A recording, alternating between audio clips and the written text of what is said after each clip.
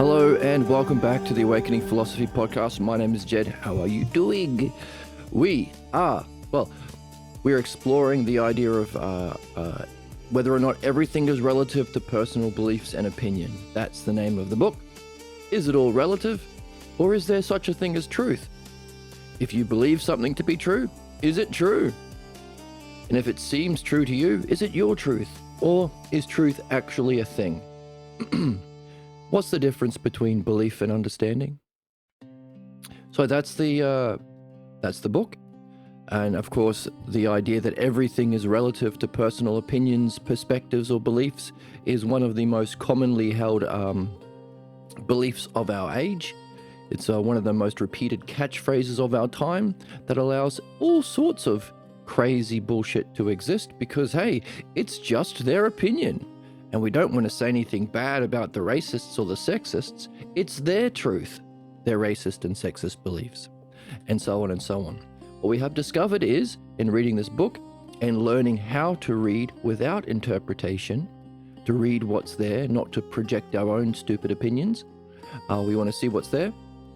We've discovered that, hang on a second, that projection of your own personal perspectives is the functioning of all belief.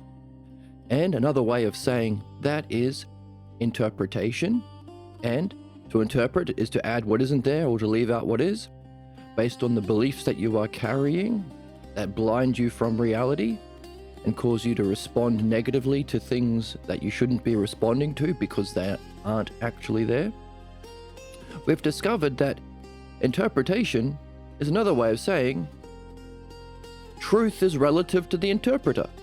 If you think interpretation has any value, you're saying that whoever is interpreting, that's their truth. It's all relative to the interpreter.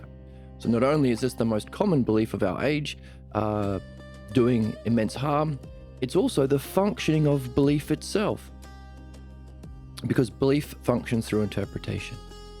So as we are learning, when we see something about what isn't true, we have to do the same about what is true. We have to fill out the analogy. If belief functions through interpretation, the opposite, what's the opposite do? How does understanding function? So if belief is the cause of all human problems, harm, what is false? What is false? What is bad? What is divisive?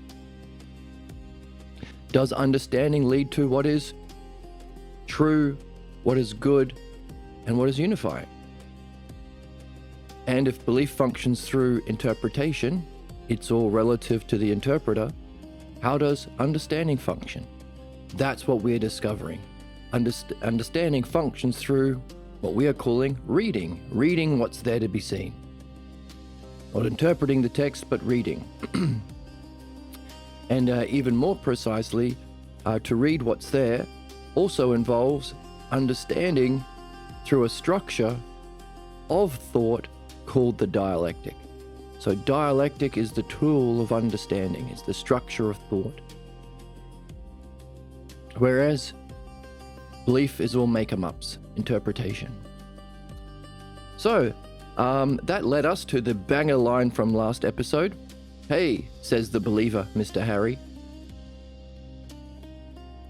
if your arguments are so good and sound, why do I still believe my position? Checkmate. So, a very funny line that we often hear from believers because they're not interested in changing their mind. They feel they need to believe this thing. And if you grow up, you spend the first 18 years of your life in a religious household, it'll be very difficult to survive given your dependence upon those authority figures who themselves think they know their own Christian beliefs or Muslim beliefs or Jewish beliefs. You learn very quickly that your survival might be dependent on you sacrificing your own intelligence, your own will, your own mind, your own self to buy the bullshit of your parents. Because of the way we allow children to be raised, trapped in a box with people who pretend to know shit they don't and can do whatever the fuck they want to their kids. So, a terrible stage of our development. Hopefully we will be overcoming that soon, if and when humans learn to become rational. It takes a village, that kind of thing.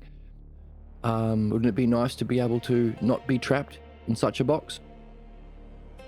So if you still believe you need that belief, it's going to be difficult to change your mind. So the argument from believers, hey, smart guy, if you're so smart, why am I so stupid? If your argument's so true, how come I still believe my nonsense? We got that line from Harry. And leading to the title of what we've got in our stream today, an argument can't deliver you from your beliefs, so long as you still think you need them. So there's something more involved in changing our minds than simple reason and understanding. So that's what we're after. What does it take for us? If beliefs and interpretation, it's all relative to the interpreter, are the cause of all of our problems, individually, in our relationships, and collectively, all of the war, genocide, mass murder, exploitation of the world, all comes down to one thing: human beings relating through their stupid beliefs and not through understanding. How do we become good people? How do we become just people? How do we become virtuous? How do we overcome our vice? If vice is the character of functioning through beliefs, how do we get rid of that? What's involved in becoming a good person? What's involved in growth? And it's not just reason. Now, the expression was, an argument can't deliver you from your beliefs. So there's a clue in that expression. There is some human process involved that Joseph and Socrates are saying is like giving birth. You don't just say, I want a baby, and then instantly a baby appears. There is a process. A pregnancy, a development of that pregnancy, a nurturing of that baby until it's ready to be given birth to. Similarly, there is a process like that to deliver us from our ignorance, from our beliefs. And on the other side, as we said, if that's about beliefs, can we gain an insight into the other side? If beliefs are what cause human problems, what's human excellence? Understanding. So what's the understanding equivalent of giving birth or delivering us from our beliefs? Delivering us into an insight. Giving birth to insight. So, those of us who, well, we all want, I guess, but those of us who are legitimate in your seeking of wisdom, what is wisdom? What is knowledge? Now, we did get from the text a definition of wisdom. The wisdom traditions furnish us with a map for our reaching of more profound kinds of existences, of experiences. So reaching of higher experiences and its integration. So it's a growth of your kind of existence, your state of being. Through following a map to reach higher experiences that are more profound than common sense and integrating it into your state of being. That's what wisdom is. So it's supposed to transform you. Through this book, we are learning that this can be difficult because the kind of things that we are learning about we call metaphysics. We're not interested in understanding how many beans there are in China. We want to know the nature of reality, the nature of mind, the nature of beauty, the nature of justice, truth, oneness, goodness. These are all non-physical things. They have an existence prior to how they function in the physical world. The artist has to exist himself before he functions to create a painting. If all of these things, beauty, justice, goodness, etc., have a role in our physical world, they must themselves have a prior existence to our physical world That's what we call the realm of being. And our experiences of being we call the most brilliant light of being, or ousia, mind turning about to experience itself as the pure light of being. And because all of those aspects of that brilliant light, beauty, justice, goodness, are in being, are aspects of being, we could mythologize them, personify them as the gods, because the gods have an eternal existence too. As a metaphorical device, as an allegory. So the difficulty is, religion has stolen the terms and the field, the subject of study of metaphysics, under the banner of belief. Just as conservatives have stolen the banner of justice under their false beliefs, Nazi-ass beliefs. Just as modern philosophy, academic philosophy, has stolen the terminology of understanding, dianoia, philodianoia, the love of understanding, under beliefs. So if you go to school and you learn philosophy at school, they teach you, well, they don't teach you anything. They say, hey, here are Kant's beliefs. Memorize them, like a robot. Here are Hegel's beliefs. Memorize them. Here are Nietzsche's beliefs. Memorize them. That's it. Congratulations. What do I do with that? Oh, well, now you can quote other people's beliefs to justify your own. And it's likely you'll never, ever have to think about these people ever again. The only time that you will ever think about Hegel or Nietzsche or any of these people will be when you're in a debate with someone trying to justify your own ignorance, the beliefs that you have grown up with. Maybe you can fight back against someone in a conversation by saying, well, also Nietzsche says something similar, so maybe I'm right.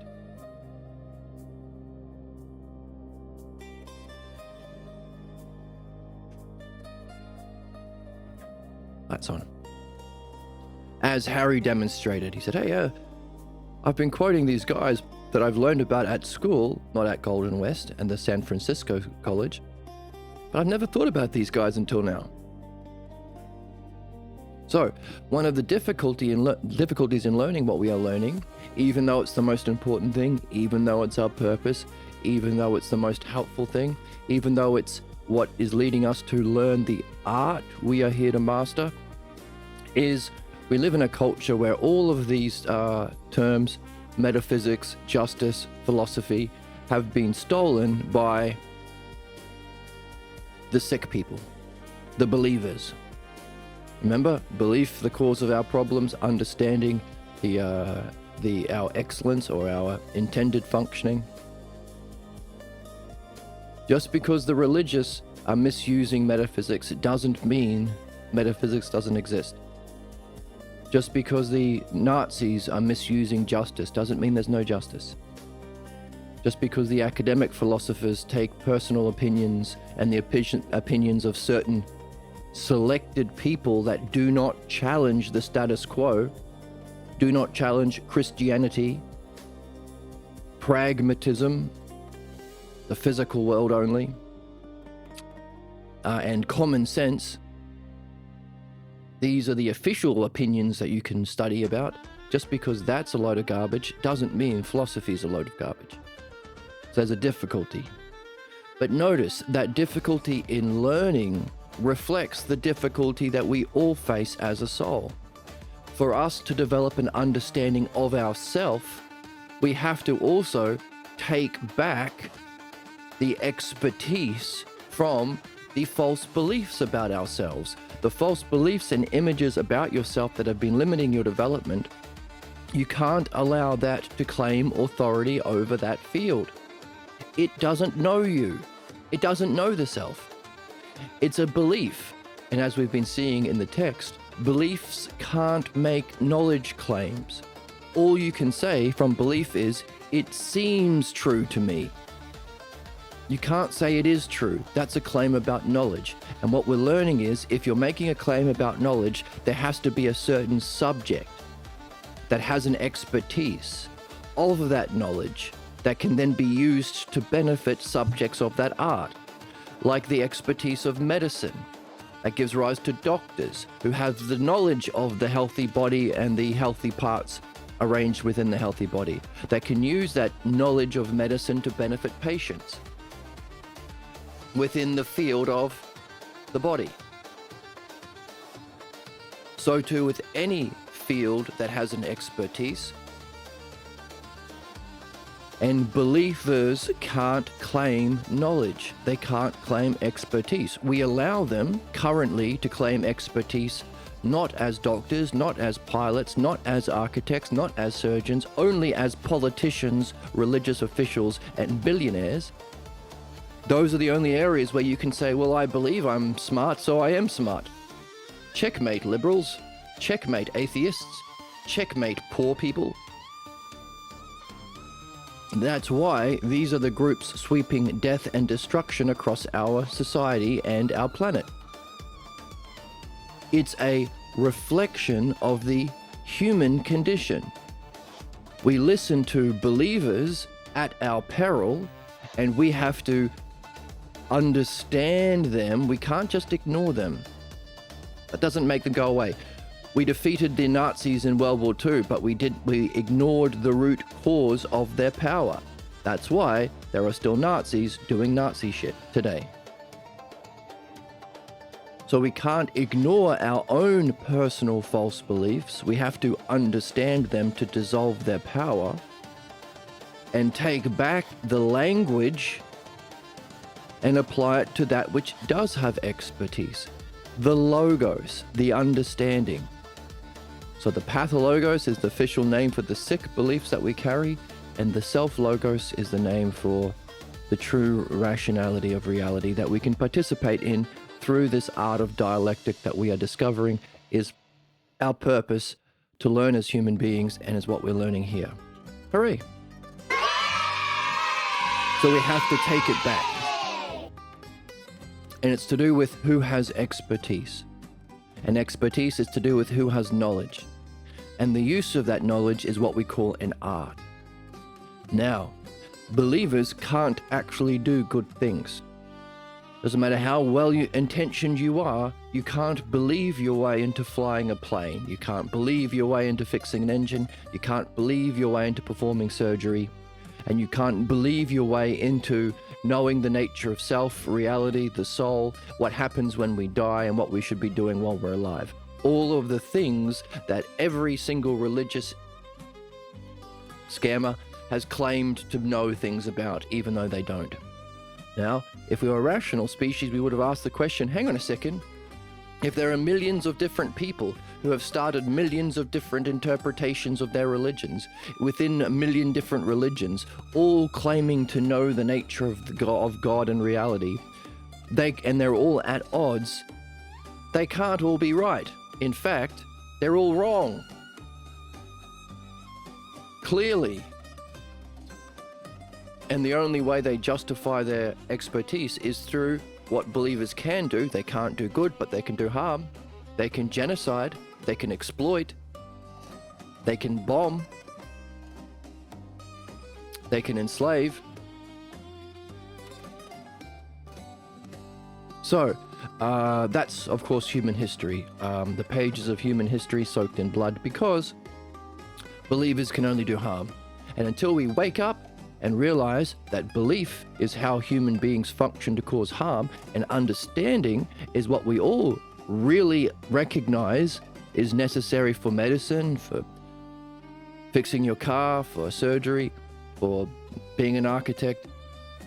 Maybe there's a principle behind that we need to apply universally, because principles are universal and need to be applied universally for our universal benefit.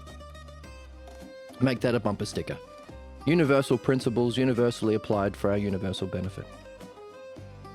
So our purpose as an individual is to find what beliefs we have been allowing to play the expert and therefore lead us, rule our soul, understand where those beliefs came from, what made them believable, what gave it its power, so we can dissolve the influence of our own personal beliefs on our soul and how we rule our thinking and living, and then develop actual expertise of understanding and to be ruled by that.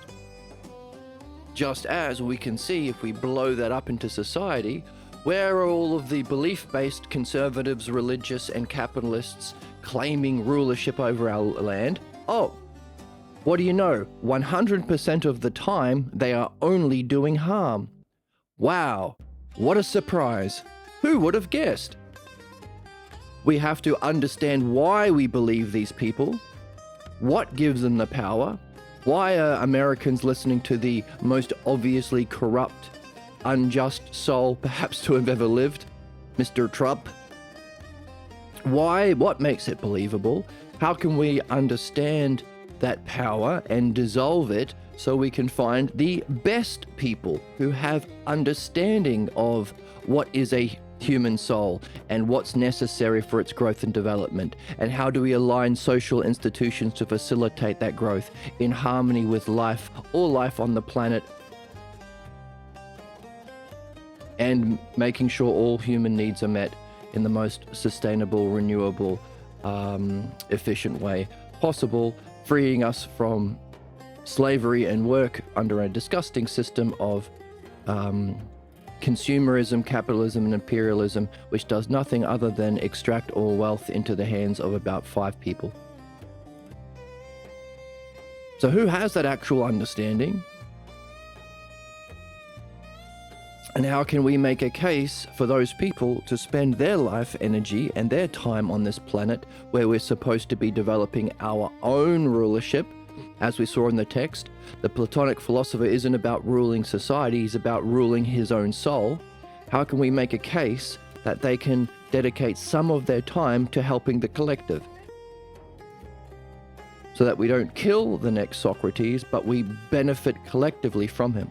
If we have the greatest brain surgeon in the world, don't we want them to be doing brain surgery?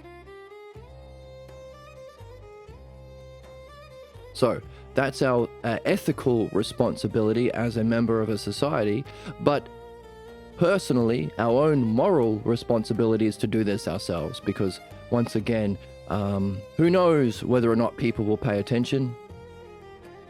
The important thing is that you can do this yourself. You can tune into this podcast every day. I try and stream as much as I can.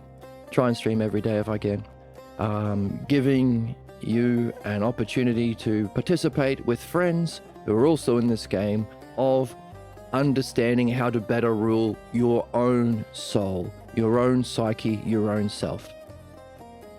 So, if believers are those who claim expertise without the knowledge, all they can say is, it seems true, then we need to develop understanding which can facilitate insights, higher, more profound experiences, non-physical experiences of self and reality, and can integrate that into your own way of being.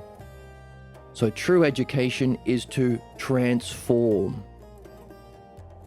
And another example of this difficulty when the believers claim authority, it's difficult to realize that true education is transformative when our current education system in society is informative. Modern education is to inform, not transform. True education, the original universities of the West, the academy, was to transform. Change your state of being. Evolve, grow, become happier. So that's where we are. We have to overcome our ignorance, which isn't just ignoring them. We have an example of Elia in the text who just ignored her religious upbringing, but is still suffering from its effects. She ended up in a relationship with someone just like her dad.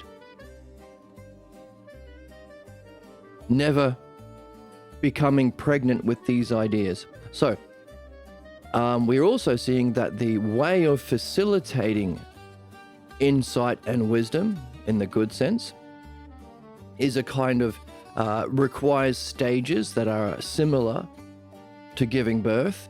Equally so, getting rid of your false beliefs also has stages similar to giving birth. Delivering you from your false beliefs. Delivering or giving birth to insight. So similar. What we are discovering is both involves getting a question. Questions put you in a certain state of mind.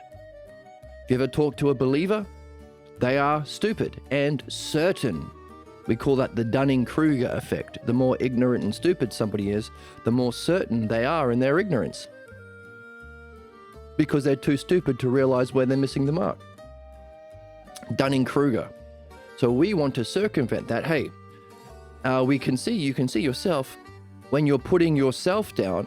I am not good enough. I am a small bean. I am a bad noodle. My mind is inadequate. Reality is bad. The divine doesn't exist.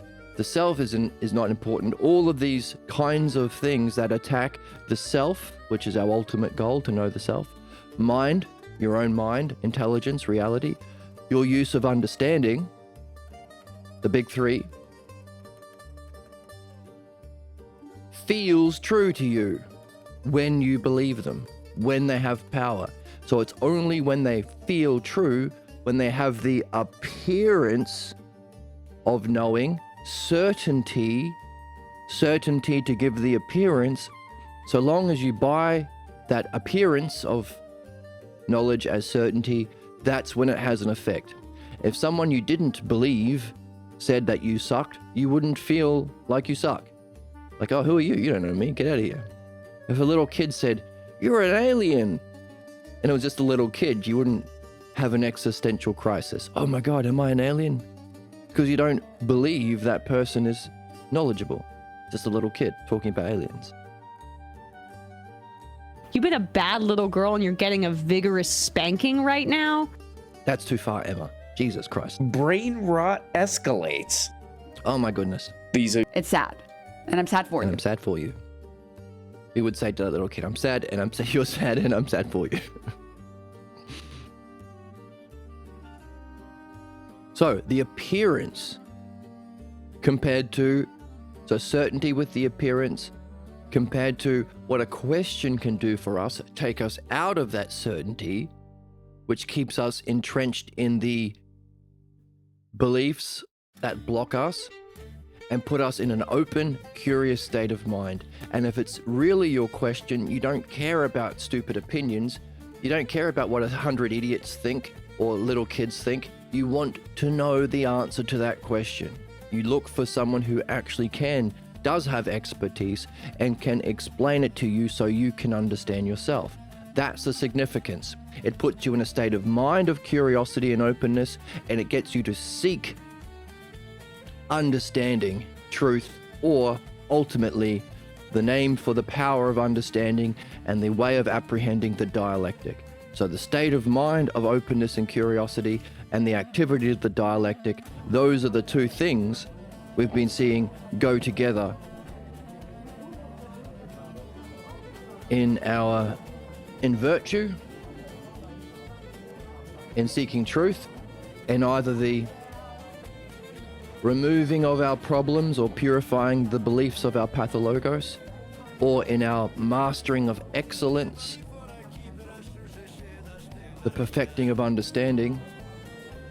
We have our state of mind, our ousia, and our reasoning capacity, logos. Questions put us in the ideal state of mind, and the dialectic allow us to follow the logos. So, two things we're here to do as human beings, and two aspects to do them.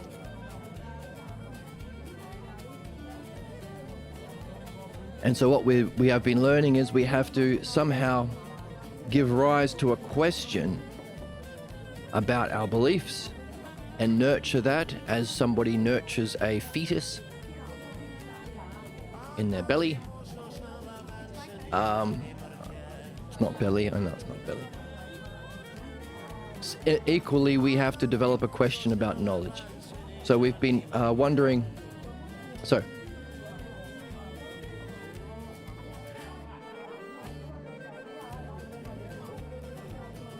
in becoming philosophically pregnant with an idea, we can take all of these different aspects into a unity, a many into a one. The many aspects of a question, unify it into our mega question that we are developing. That's our fetus, that's our baby. So the example given was Theaetetus. Theaetetus was asked, hey, are there many knowledges?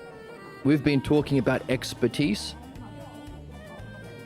that has different knowledges. The expertise of a surgeon has the knowledge of medicine that can use it as an art if you are benefiting. So giving us the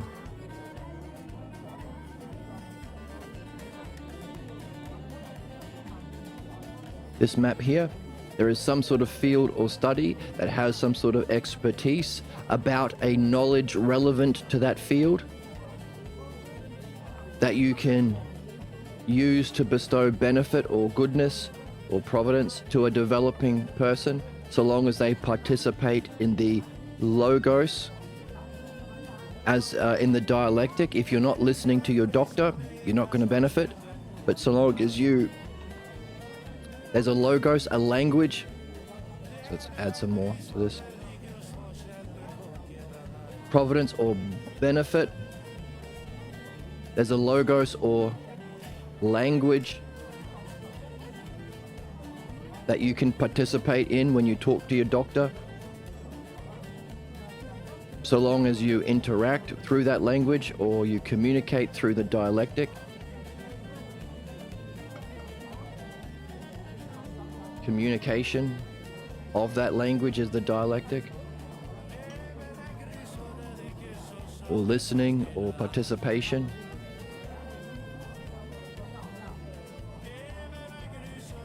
So our participation in the language of that knowledge can bestow benefit to our developing patient, or for us, our souls. That's an art. So this is our model of art, what it means to have an art. And Socrates asked Theaetetus, hey, this knowledge thing, is there a single knowledge?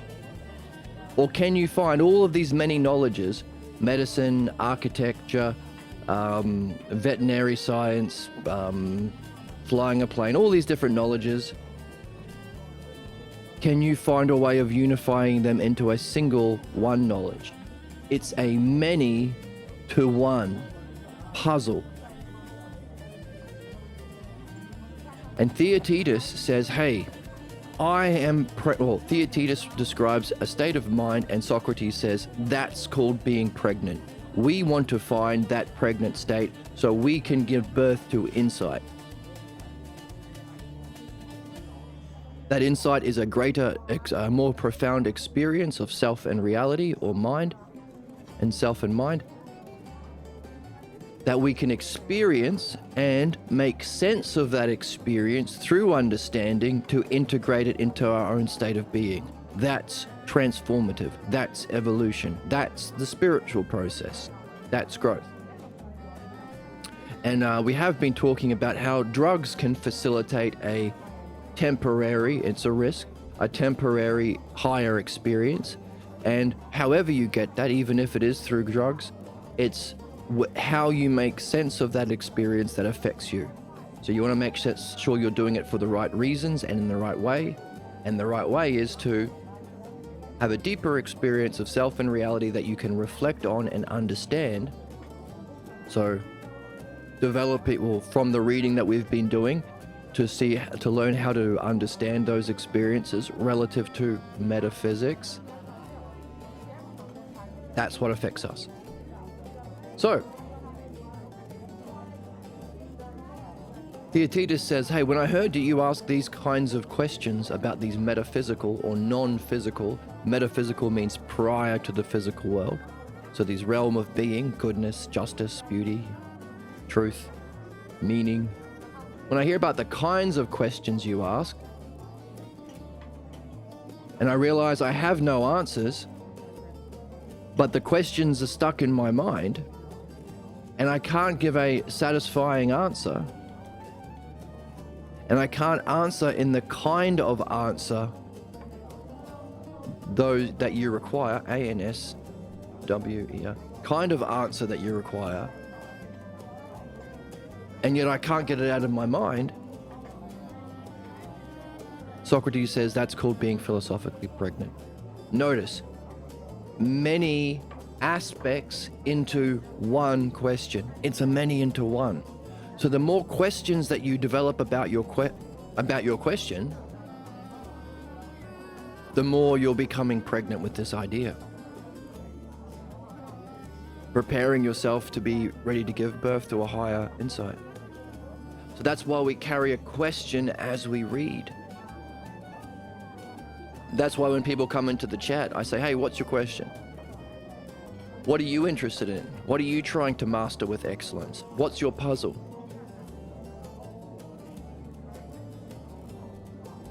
To carry a question is to be on a quest. We definitely are not born with a starter kit.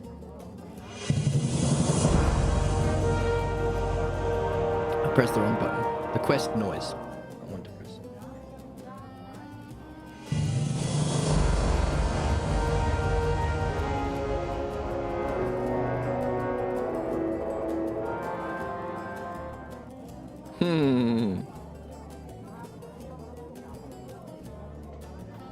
So, what do we do when we see an insight onto one of these two things we're supposed to be doing as human beings, the self-logos or the pathologos? We jump to the other one. So can we also see a many-to-one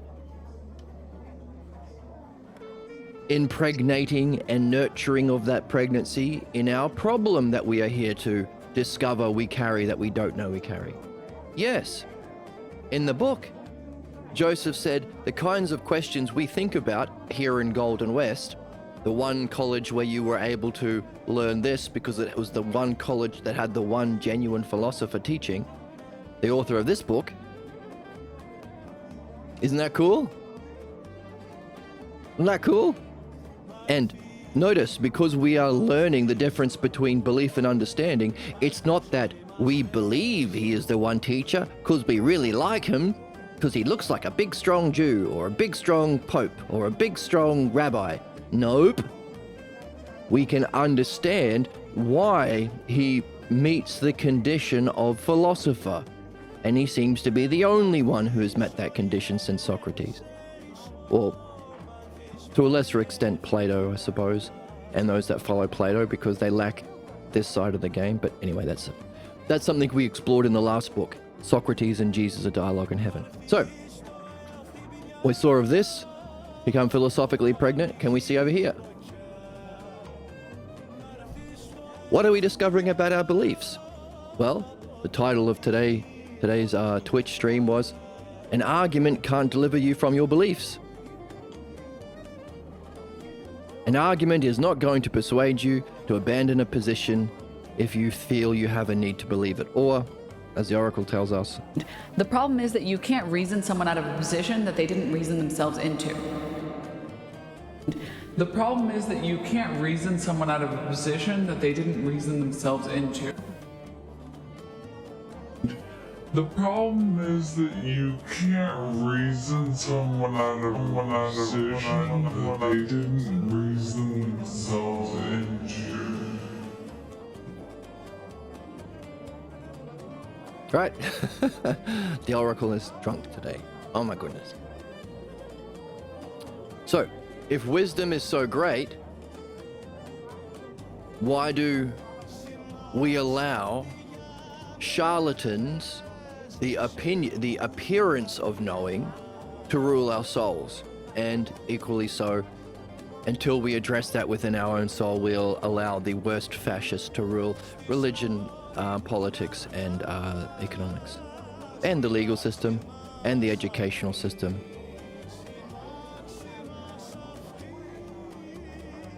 Why? Wouldn't it be great to have a wise person? Wouldn't that be a fantastic world to live in?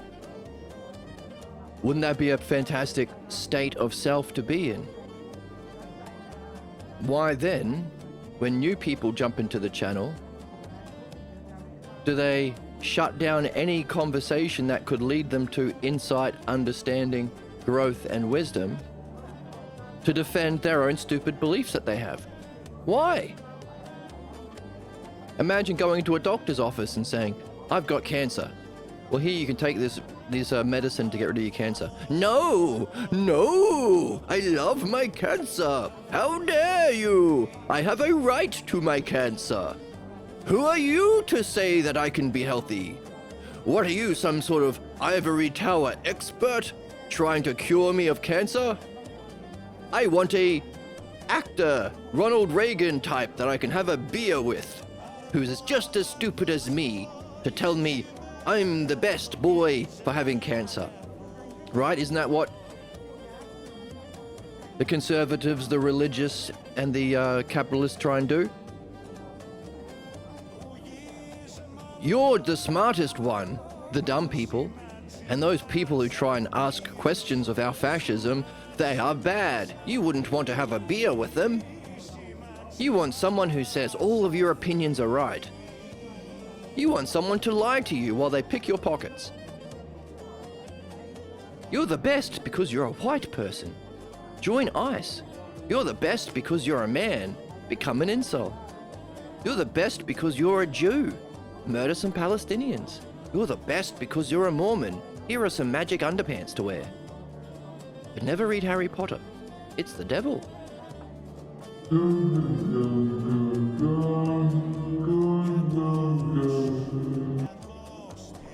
Good. With your magic underpants and the soaking. That's what the crazy Mormons do. Now,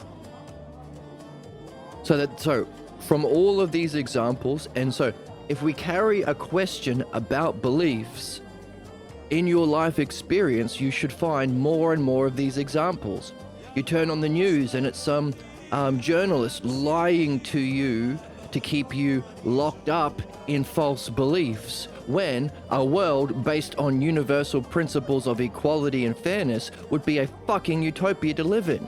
So you turn on the news, you can wonder, oh, I wonder why he's doing it. And then you hear a politician doing the same thing. Oh, I wonder why that is. And then you go to school, and then you hear it from some teacher, etc., etc. So in other words, by carrying a question, to be on a quest, you can see more and more of the many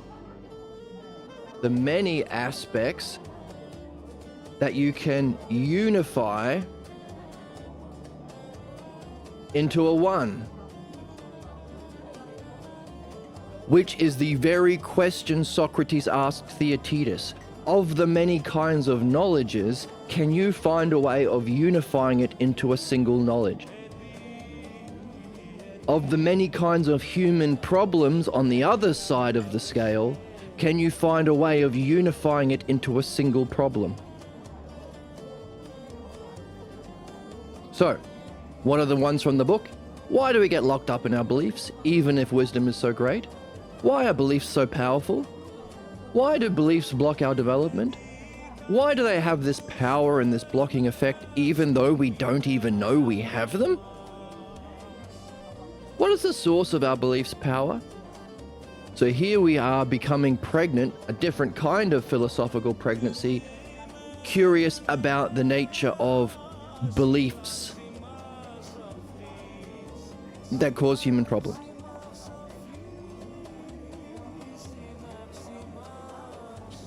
Now, at the same time, we have to acknowledge that we have our own beliefs.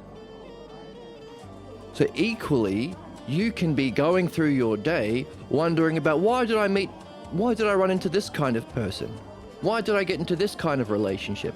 Why did I have this kind of tangent? Why did I have this kind of imagination where I was in this kind of a fight about this thing?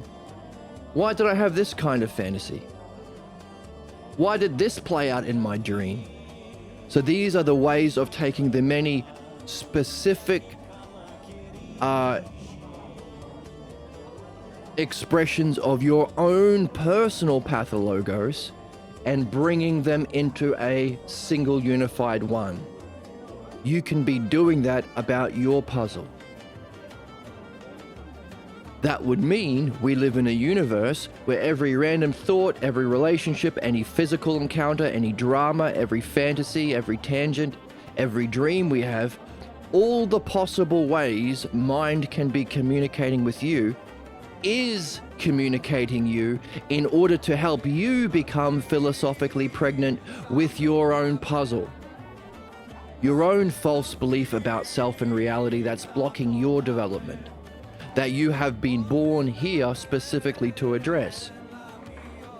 If that's the case, we would have to ask, what can we say about reality if every possible way, thoughts, tangents, distractions, relationships, physical encounters, dreams, fantasies, all those sort of things, if every possible single way there is some sort of benefit, so long as we do this game of unifying the many into the one by participating in the logos and the dialectic, the way of collecting the language relevant to that topic, to that subject, and bring it together into a oneness. So in other words, you don't take your thoughts and your dreams and your fantasies literally. You find everything you've been learning about reading, about applying the dialectic to reading, apply to those things. That's your way of participating in the language of mind itself. If you try that, and only if you try that, you will be able to see for yourself whether or not there's a providence or benefit that will help your development. And if it does turn out to be the case, and that you can't believe me, you have to try it yourself, then we can ask the question, what does it say about mind itself? That it has a knowledge that is able to communicate all possible languages, all possible ways, a providence for all possible intelligent beings. What is that kind of expertise that reality has? Is it therefore, does reality itself function through an art to bestow benefit to all living beings who have the capacity to reflect on their mind? There's our usia.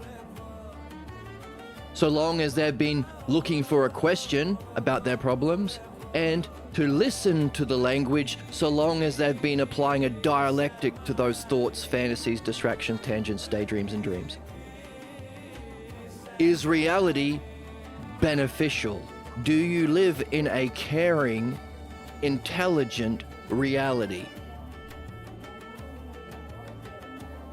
Is that very different to what believers have told you?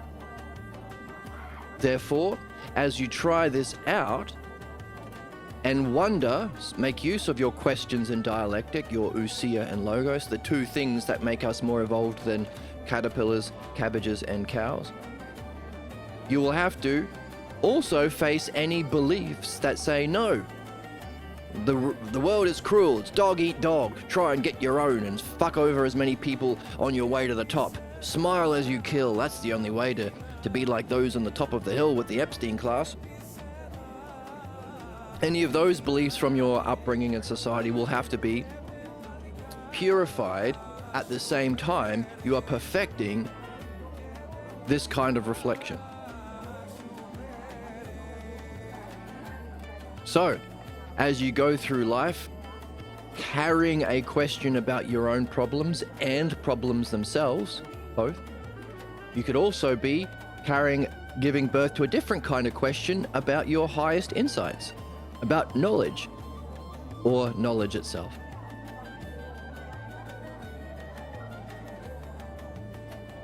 Now notice, reason is an aspect.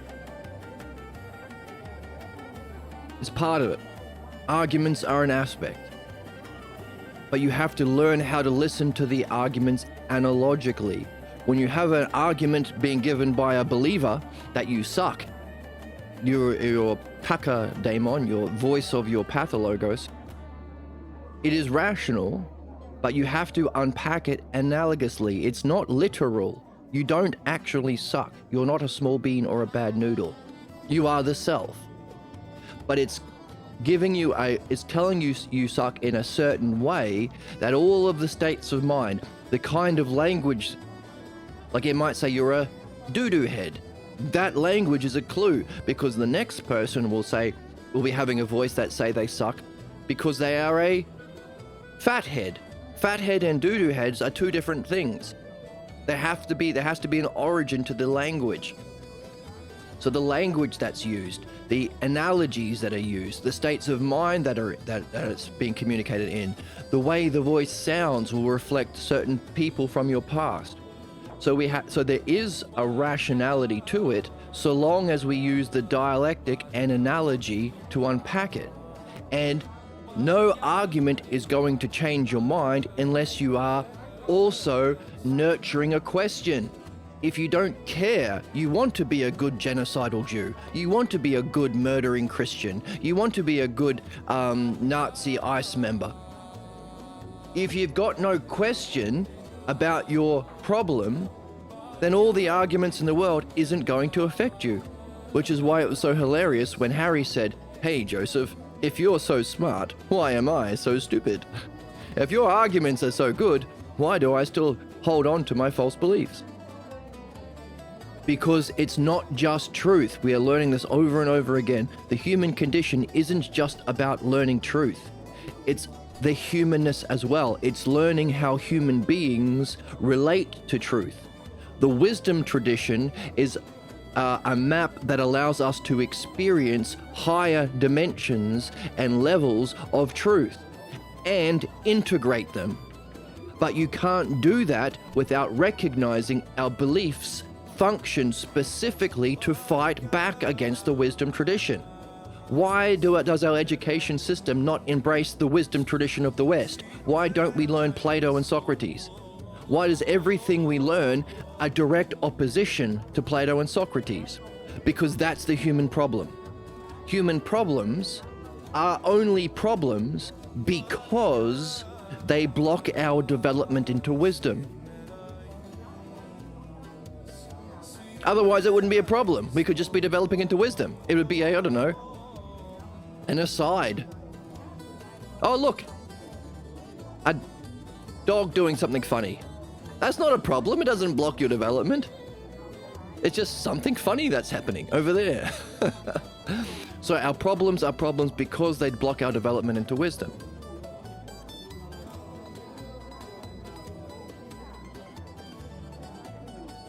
And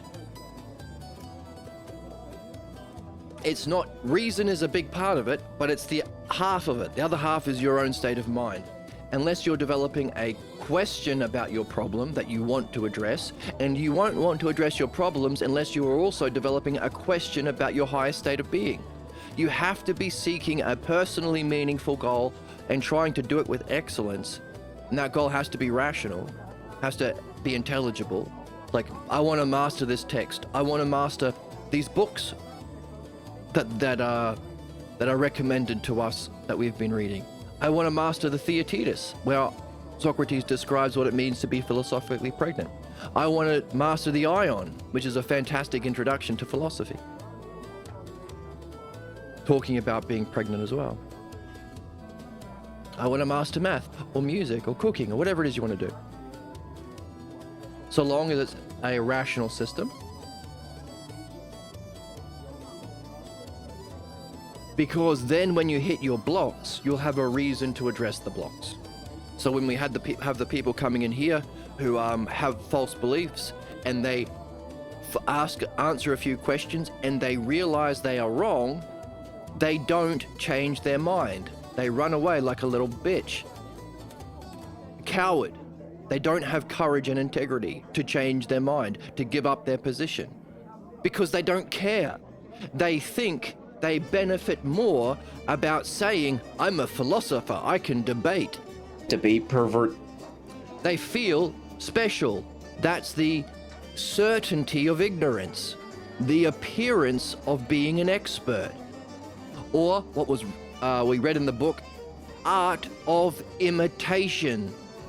If all of their professors of philosophy, if their parents, if their preachers, ministers, rabbis, and whatever, popes, bishops, are all just pretending, then for them, if that's all they know, because they don't know true philosophy that we are doing here, then art is simply art of imitation. So if their whole mask, we have it on the board?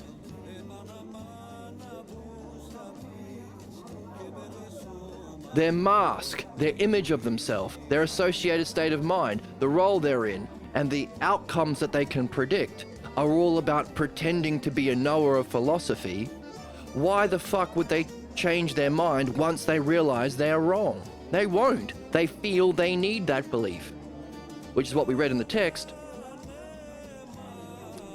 When Harry says, if you're so smart, why am I so stupid?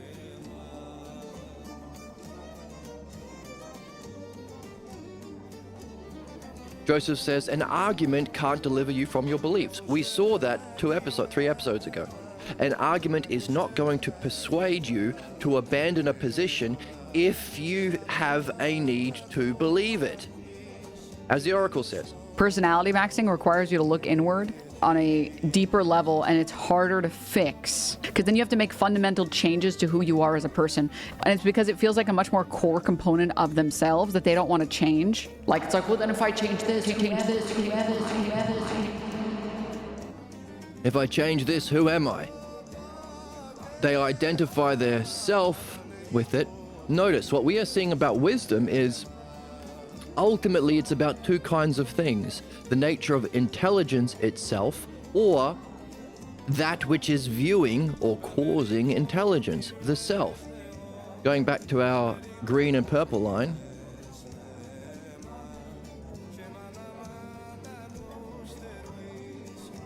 the movement from ignorance to wisdom is into intelligence or mind or being, and the movement from wisdom into the ultimate is the self. So if you've tied the nature of reality or mind or your image of yourself to your beliefs, I'm such a smart boy, I got a PhD in philosophy, I can argue with anyone, ha ha ha ha. And then whenever I'm wrong, I'll just be a dick about it. I'll lie or try and start a fight or try and tell people they're impolite for using bad words, or I'll try to get them on distractions. All of the things we saw in our chat a few days ago. All of the things we're seeing in the text that Harry's doing. Only if you have the courage, integrity, and you seek truth above all, the true, the good, or the one, unless you're seeking the truth of reality, unless you're seeking the ultimate good, unless you're seeking the one itself, you're not in the game. You are tied to ignorance that has convinced you there's something better than goodness, there's something better than truth, there's something better than oneness, and there ain't, because these are the highest words that unify the highest ideas in our language. Literally, they're the superlatives. You don't have higher ideas than these. So going back to the self-logos terms, under the category of goodness, or the good, so the good would be the self, so the ultimate principle of the good self, in the highest experience of mind, goodness, you can experience pure mind, or those higher experiences that the wisdom tradition furnishes the map for us to reach and integrate, as beauty itself. The yoga of love. Don't you want to reach beauty? Justice, the ultimate justice of reality. Benefit, excellence, bliss, reality. Why would you want anything other than these? Because these are literally the highest superlatives. We don't have a greater language than this. And the word that unifies, so here's our question that Theotetus is puzzling about. How do you take the many into a one? How do you take the many goodnesses into a one? Goodness, that's mind. Or, then after we reach goodness, we've crossed the green line from ignorance to wisdom. We have to cross the purple line from wisdom to the ultimate. What's the cause of goodness? The good. That's the self. So along the way, we'll have to face all of our false images of the self. You are a Jew, you are a Christian, you are not good enough, you're a small bean, you have to debate, all these things. All these things are a different image of the self that's inconsistent with the true self that we seek as the one self, the good self, or the true self. And we might even be able to unify these principles with the word logos. If we can recognize that these are the self-logos terms, or the self-ers, what we are doing here is unpacking the inherent intelligibility of that singular oneness experience. We are seeing the logos within.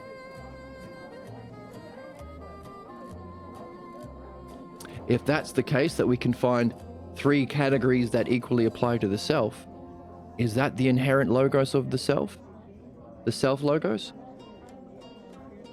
And do we need that self-logos to recognize that thing which is beyond experience, sight seeing itself as the self? To recognize that it's not emptiness, it's not nothingness, it's not a death of the self, it's simply the self. So long as you have the logos in your back pocket. So, if you're carrying any image of the self other than this, one true good, if you're carrying any goal other than oneness, goodness, and truth as the mind knowing itself as Usia, then you've been convinced of something less. Why? That's our question. Why settle for something garbage when there is this on the table?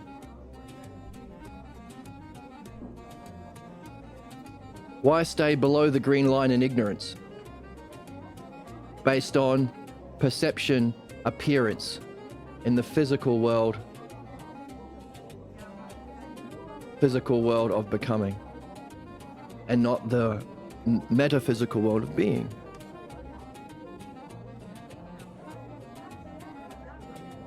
So this is what we're wondering about. So all of these things hopefully are triggering curiosity within your soul, because People don't logic their way into stupid positions. They stupid Their way into stupid positions.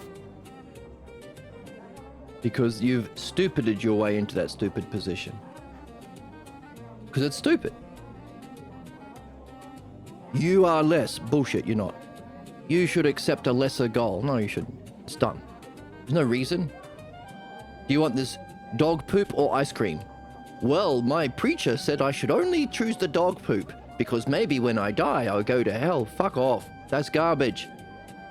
My politician says that we should give all the money to the billionaires and eat dog poop because blah. Beliefs. Bullshit. Now, that reasoning isn't going to change any MAGA or any religious person. You have to yourself be developing that question, developing that state of mind, and taking the many aspects of your personal experience. So we could take all those things we mentioned. Color. Maybe this one. Like our blocks, our tangents, our conflicts,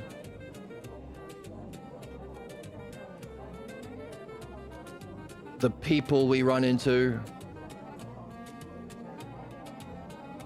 the dramas we get into, our daydreams,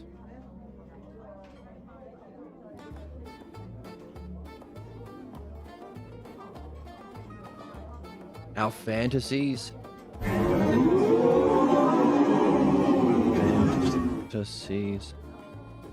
our night dreams, most importantly. All of these are a kind of manyness that you can be wondering about. So literally everything you experience in the physical world or in your mind as you go about seeking your goal. So you better have a goal, otherwise what are you doing? You can be developing a question about my personal, I'll go a different color, hey? a question. No, not the same as that one. This one. A question about my personal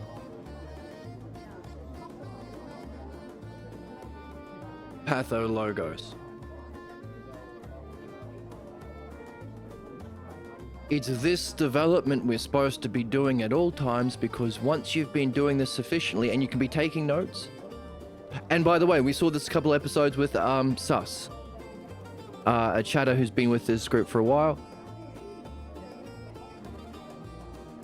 She was in a curious, open state of mind, and she was open to seeing how some of these dramas and conflicts and tangents and blocks were coming up in the very conversation we were in that was feeding her question about her fundamental problem. And as she percolates that and develops that, if she stays in the game, doesn't succumb to anything that tells her to give up, she'll be ready to give birth to that question, freeing her from the block that she's been carrying and suffering from, that she was born to address and remove. A freedom from these blocks and tangents and conflicts would mean you can more easily pursue your higher questions about knowledge and truth and self. And seeing as she's functioning, she's learning to become a nurse. Because she's been learning the process along the way, which is necessary for full freedom, she can herself turn around and maybe write some books about what she went through. Or, as she's an artist, she could do some comics or anime.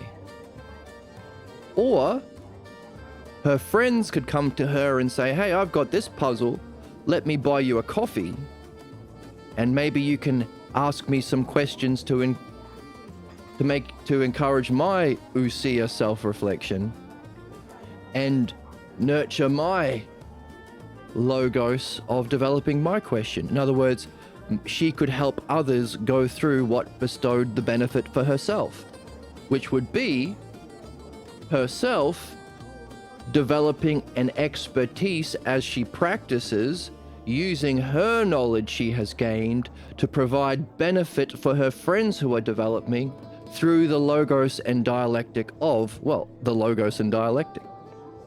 So would this be an answer or a possible hypothesis to Theaetetus's question? The single knowledge art that is the archetype or can bring into a oneness all of the other specific knowledges? And therefore develop the highest kind of art that bestows the highest kind of benefit to all developing intelligent beings, in this lifetime and beyond, in this time of history and any time of history, on this planet, but in any galaxy. Because it's metaphysical, it's beyond the physical, while personal beliefs have no relevance beyond this physical life. If you go to another galaxy and start talking about fucking Moses and Jesus and all this shit, they'll be like, what the fuck are you talking about? Get the hell out of here. Or go 1,000 years in the future or 10,000 years in the past. They're not going to give two shits because it's not true. It's not universally true and universally applicable as knowledge that can bestow benefit. Whereas this is everything our friend is going through is something that she can learn about and master as an art that can bestow a benefit for always. Therefore, the kind of learning and nurturing we must be here to be developing, rationally speaking. Now, that's just a rational argument based on reflection of our experience, using the text that we have been reading. So it's not going to change you if you think the meaning of life is to praise Jeebus, or worship Allah, or make $1 billion, or get the most Bugattis, or enslave the most people for your billionaire corporation. In other words, arguments themselves are not going to, deliver you of your beliefs. You have to be seeking your own personally meaningful goals, developing, and as you do that, you can, of course, I have to do this because my screen is lagging. We definitely are not born with a starter kit of beliefs, buddy. Religion is shoved into children's brains forcibly through indoctrination, and if it's any kind of fundamentalism, it's essentially child abuse. Even if a kid was to come to this conclusion totally out of their own accord, that there is a divine entity that created everything, it sure as fuck wouldn't be the malicious sociopathic god that you asked for. Okay. Great point. Now we can see there's a problem that he sneaked the word fundamentalism in to, be polite or whatever it is that's causing him not to see that beliefs are themselves the cause of I bet problems. it's a total shit show. But, still, doing good until hopefully maybe one day he'll get into what we're doing here and can take the next step. But good quote nonetheless, and good content, fun content. By the way, that's Professor Dave Explains. He, I think it's Professor Dave Explains. Professor Richard?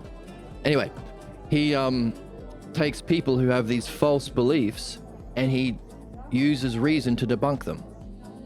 Now, they never change their mind. It's entertaining because we can make fun or we can have fun in seeing the absurdity of false beliefs because we are curious, but the people he's talking to are not delivered of their false beliefs.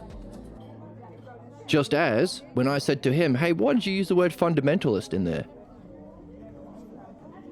He said, oh, because some religion isn't bad actually, so long as they're not blowing people up. Well, hang on a second, what about that person with the belief?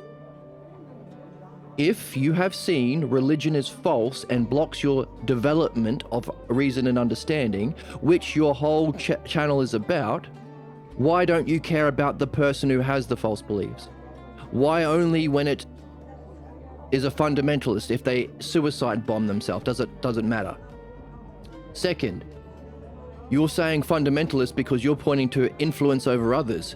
Just because that particular person with their own religious beliefs doesn't rule a nation, they still rule their kids. So, that lady matters, her children matter. The third point, what we've read in this book. By the way, what if they insist their religious beliefs have to be political rules as well? In other words, what if they vote for Trump? What do you know? All of these non-fundamentalist religious people voted for Trump, who is genociding people, who is bombing children at schools, who is destroying universities and hospitals in the name of capitalism and imperialism and religious fundamentalism, or religious in the name of religion. These people vote for him. So 3 reasons why this religion is okay actually, so long as it's not fundamentalism, doesn't hold. But as we are seeing, it's not going to change his mind. Just as Richard or I'll find his name. It's either Richard or Dave. I think there are 2 people. One is Richard, one is Dave. And I keep getting them mixed up. Professor Dave. Yes, it's Professor Dave. All right. So just as Professor Dave never changes the mind of those who he adds reason to because they feel they need their belief, either as a grift or because of their upbringing or whatever, so too, my reasoning given to Professor Dave won't change his mind. Because while he may be ignoring the religious beliefs of his upbringing, he hasn't addressed them. They are still affecting him. So he feels weird. He feels it's impolite. He feels it's wrong in some way to say all religious beliefs are bad in principle, which is true, but that will mean not just the fundamentalist ones or the wacky ones or the cult ones or the Mormon ones or the Jewish genocidal ones or the Christian imperialist ones, not just those ones that are obviously bad and he can say are bad, but even his own. That's the thing. What will it take for us to say all beliefs are the cause of all human problems, even my special ones? So this idea that he says, like he often uses when he talks about these people, this Eric Weinstein guy thinks he's the special boy and his special beliefs about science are special.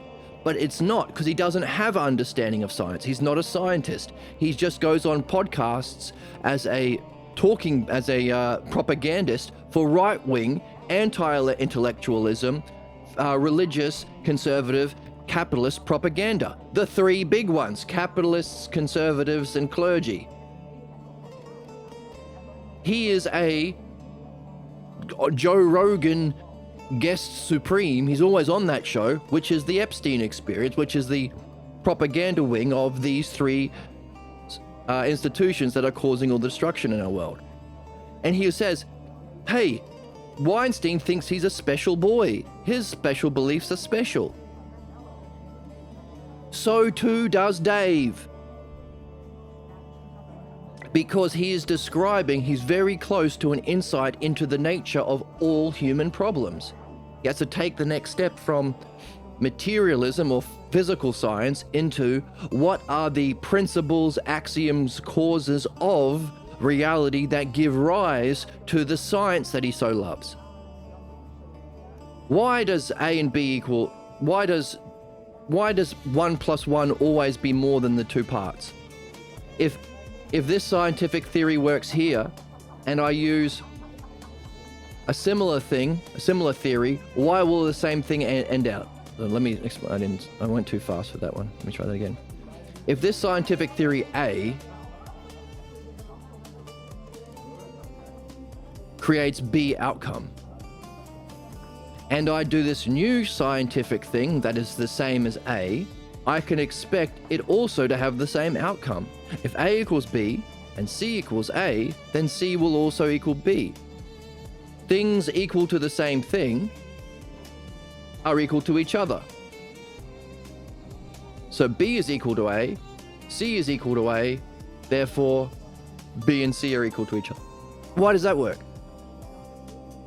So these are the kinds of questions that are questions about knowledge itself that could make him philosophically pregnant, get him into this kind of inquiry, which will mean he'll have to face his own personal, what makes Dave special, beliefs. Only when pursuing these questions of knowledge can he have the conditions necessary to surface his own blocking beliefs. Otherwise, he could just ignore me. I'm just some random guy on his YouTube asking a question and pointing some things out. He can just ignore me, and he did. Didn't respond. Only when he seeks a higher goal of knowledge, like Theaetetus, will he have the impetus, the stakes.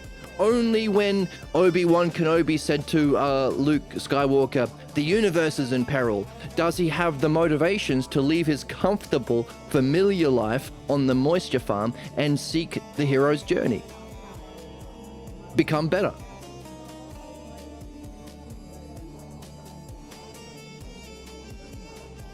So, but nevertheless, so long as we take out that keyword, fundamentalism, that makes some religions not bad actually for some reason that will be personal to him and maybe to do with his own family religions or whatever, it's still a good quote. It's still a banger quote. We'll hear it again. We definitely are not born with a starter kit of beliefs, buddy. Religion is shoved into children's brains forcibly through indoctrination, and if it's any kind of fundamentalism, it's essentially child abuse. See, take out the word fundamentalism, and it's a good line. Now, we're not blaming him, but we can understand that even the most rational people still have human problems.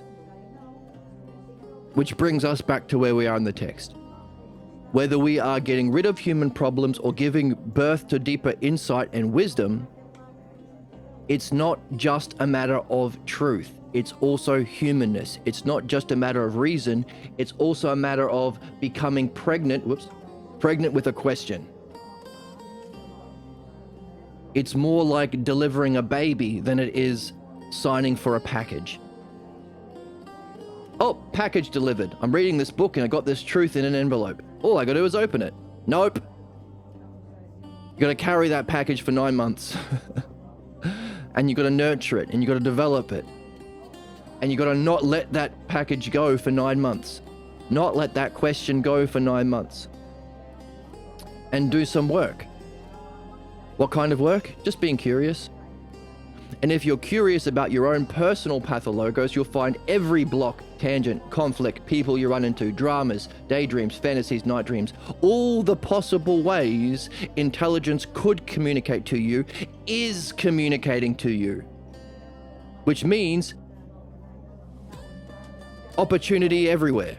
2, develop your question and nurture that question until you're ready to give birth to what has been blocking you from your deeper wisdom and insight. After going through that process, we can then reflect on what kind of reality must we be living in if every possible way intelligence could be communicating to us is. And if it allowed us to benefit in the highest way, the only real way human beings benefit, ultimately, what does it say about the intelligence of the reality we're in, that it can bestow benefit to us who are developing? By the way, were we able to get that benefit? Nope. Only when we were developing a question and unpacking it through the dialectic. The dialectic is questions and answers, questions and rational reflection through analogy. In other words, we had to participate in the language of that knowledge that reality must have had through us learning the dialectic. Meaning we only benefit by learning and using the dialectic, either about our problems or about our questions about knowledge. And if it's communicating to us in every possible way, does that mean that reality itself has a deeper knowledge that allows for the developing of all intelligent beings? What the fuck kind of knowledge is that? About every living being, every soul, every mind? That means it must have some understanding of every single intelligent being, its past to give us clues about where our beliefs came from, our present to point to how it's playing out in the present and communicate to us in the present, and our future, both our fate if we don't address our problems and our ultimate destiny or highest purpose or ultimate goal if we do listen. It knows the Alpha and the Omega, the beginning, the middle, and the end, past, present, and future. And can use this, not only knows our own specific, but knows the model or the knowledge of the healthy body, the knowledge of the ideal archetype. And uses the combination of your specific state and the ideal to communicate in a language you can hear. Every thought, every tangent, every fantasy, every daydream. Just gotta listen. And learn how to listen. What the fuck kind of expertise is that? What the kind of knowledge, what the hell kind of knowledge is that? And what's that field of study with that expertise of that knowledge that has such a beneficial art?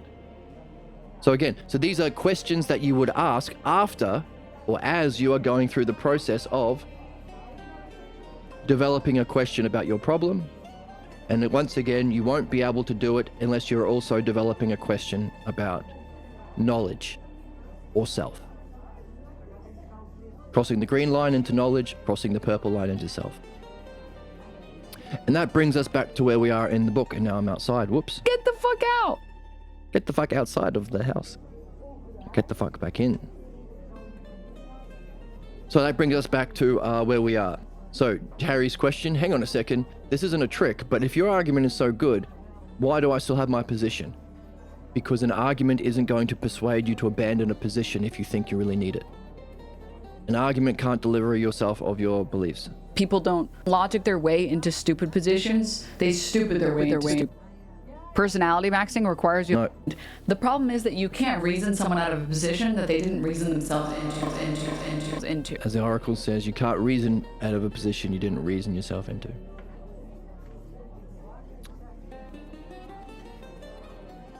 So, there is a way of delivering ourselves from our problems and giving birth to insight and wisdom, the two things we're here to do. Isn't it interesting? Just two things? Wow. Difficulty is, our culture teaches the exact opposite. They teach that which entrenches us in our ignorance. Why? Well, how many teachers have you known have ever been pregnant in this way? Aaliyah says, I've never met anybody who's been pregnant in this way. Oh, but they claim to be experts, don't they? How many politicians claim to be experts but are lying con artists? How many capitalists claim to be experts but are lying con artists? How many religious authorities claim to be experts but are lying con artists? Now, every single one of them, you will say either all of them or 99%. Because if you are a religious person, you'll see the hundreds of thousands of religions that are different to yours. You will look at those people with their tassels or their big hats or their robes and say, they are conning people. That's a cult. But not mine. You'll either say that, because even the most fundamentalist Protestant must recognize the Catholics are wrong, and the Jews are wrong, and the Muslims are wrong, and all of the hundreds of thousands of other people are wrong, other groups and billions of other people are wrong, for them to say theirs is the right one. Or, if you've recognized that there's a principle and you have some courage and integrity, you'll say, oh, either way, it's very clear to see for anyone. The difficulty in learning this is we taught the opposite. As Aaliyah says, we've lost something in our institutions.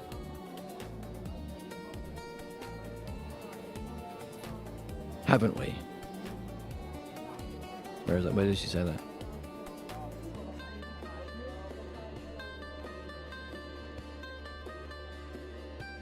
I'll have fun figuring out how the many points in that quote can be brought into a one.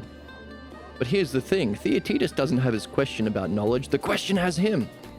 Also, neither myself nor Harry have become pregnant like that before.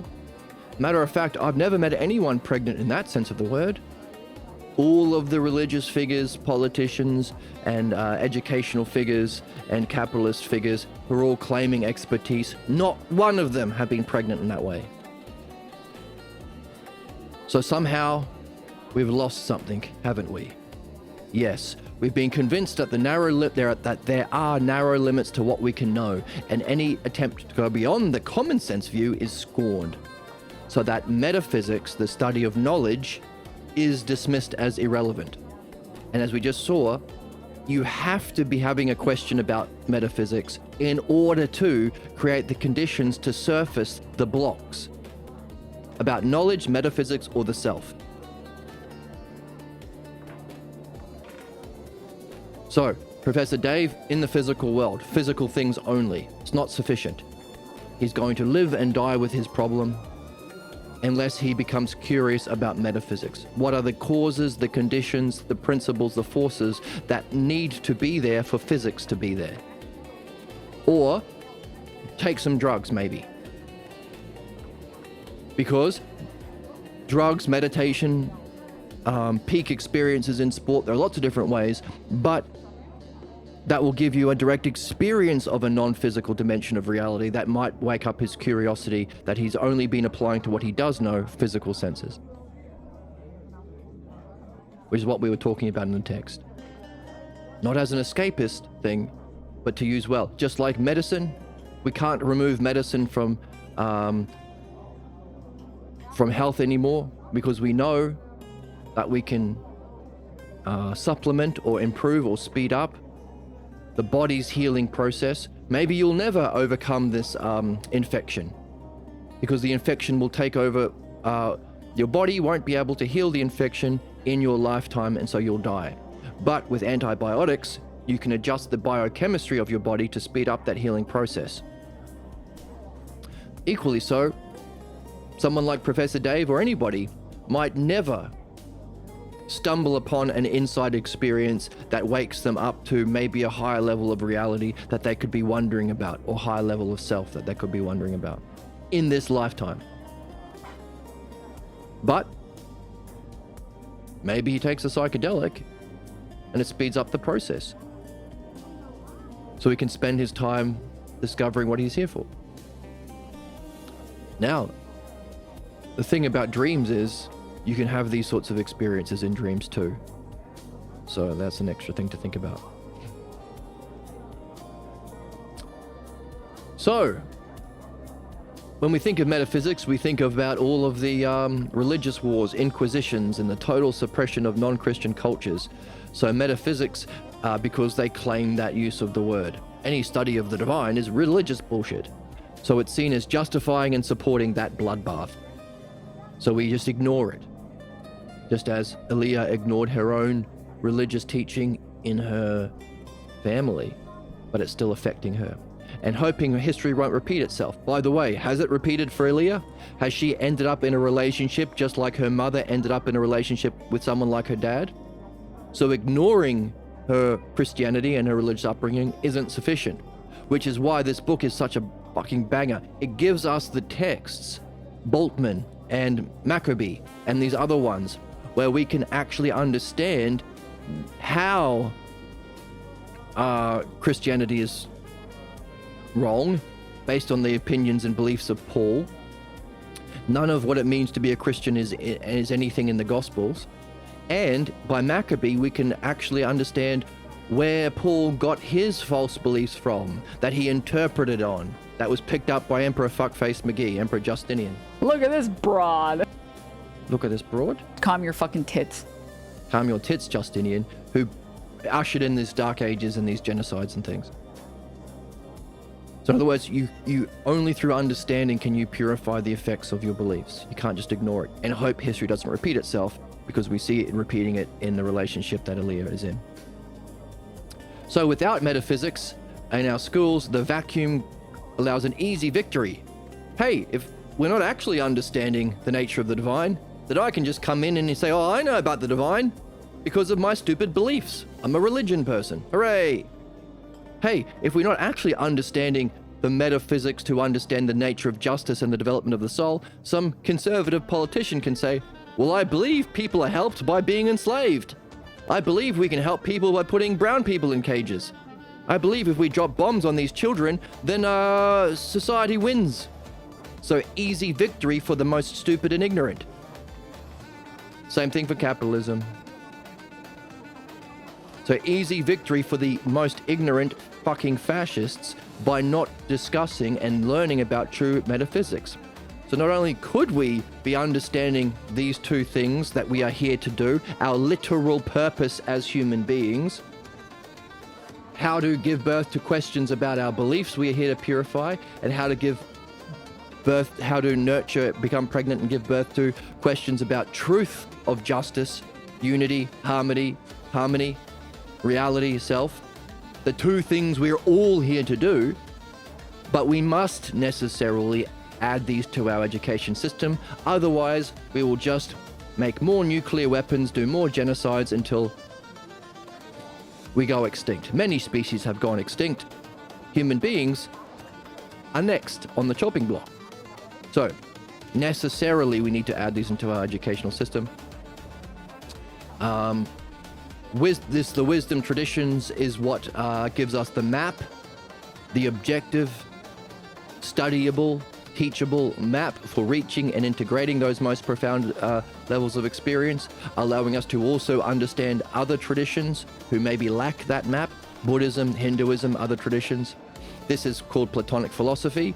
So it's if you want to call Platonic a philosophy, it's the philosophy. It's not one of many, it's the single one. It's also the Enlightenment or the spiritual tradition of the West.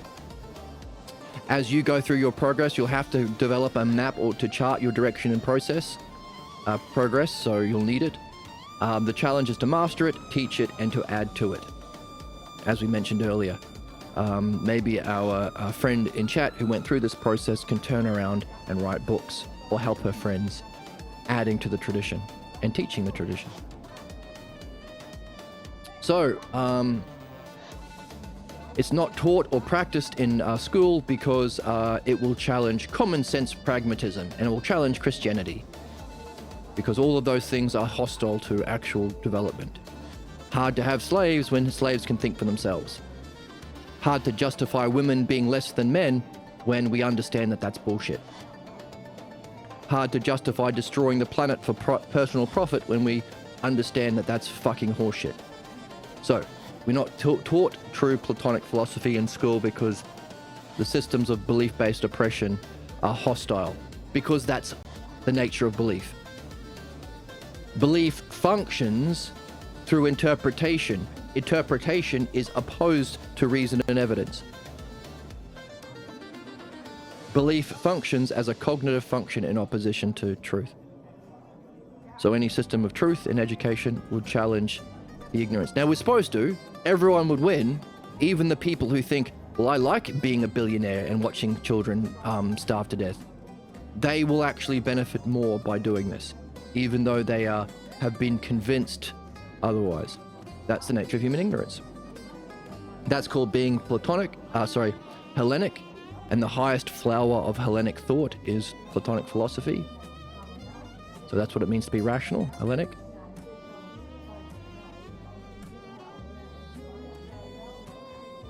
By the way, if you want to read some books about about the pregnancy, giving birth to our problems or our insights, read the Theaetetus, where we get this quote from, or the Ion, both, but read them with friends. Don't study them alone. So find people with a good heart and good head, and be like Victor Wembanyama of the San Antonio Spurs, Mr. Basketball, Mr. Alien. He started a book club in his basketball team. You start a book club with your friends and read Theaetetus and Ion. It's worthwhile to work on it with friends. Don't study it alone. Philosophy isn't a solo quest. This is why we have this channel. Hooray for us. I'm eating the testicles in the final quarter of the ball game. You have to throw it in, and that's when it all matters. It's all up to that one moment. Speaking of basketball, exactly right. You eat the testicles in the final ball game and you throw it in, and it's what it comes down to. So this is what it comes down to. Very fantastic sport analogy from the Oracle. Do a poggers. We will do a poggers for that analogy. If you don't know, now you know. And now you know. I think that's a funny one. So, work with friends. Start a book club, like Wembanyama does. And if Wembanyama does, then you can do it too. Is that a catchphrase? If Wembanyama can Benyama, so too Benyama can you Benyama. There we go. Brilliant. Jester Goon maxed. Just the goon maxed hard with that one. So,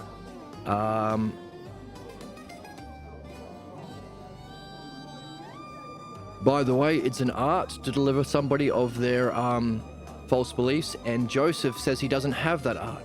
Sophronius has that art, meaning, well, reason isn't as a part to discovering you have a problem. Maybe the author is saying you're supposed to write the sequel where Joseph comes back to meet Aaliyah and Harry and can maybe take them through philosophical midwifery.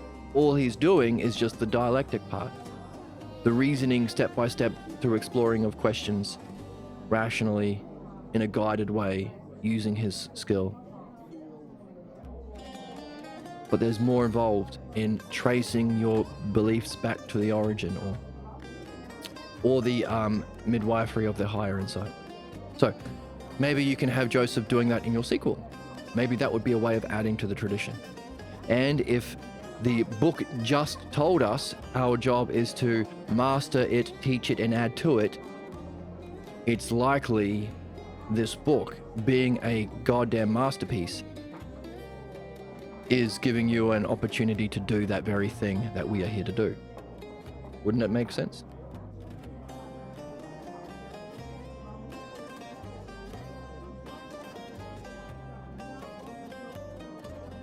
I would love to master the art of delivering men of their false beliefs. That's why I come here.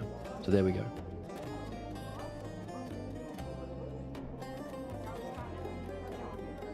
Sophronius has that art, says Aaliyah.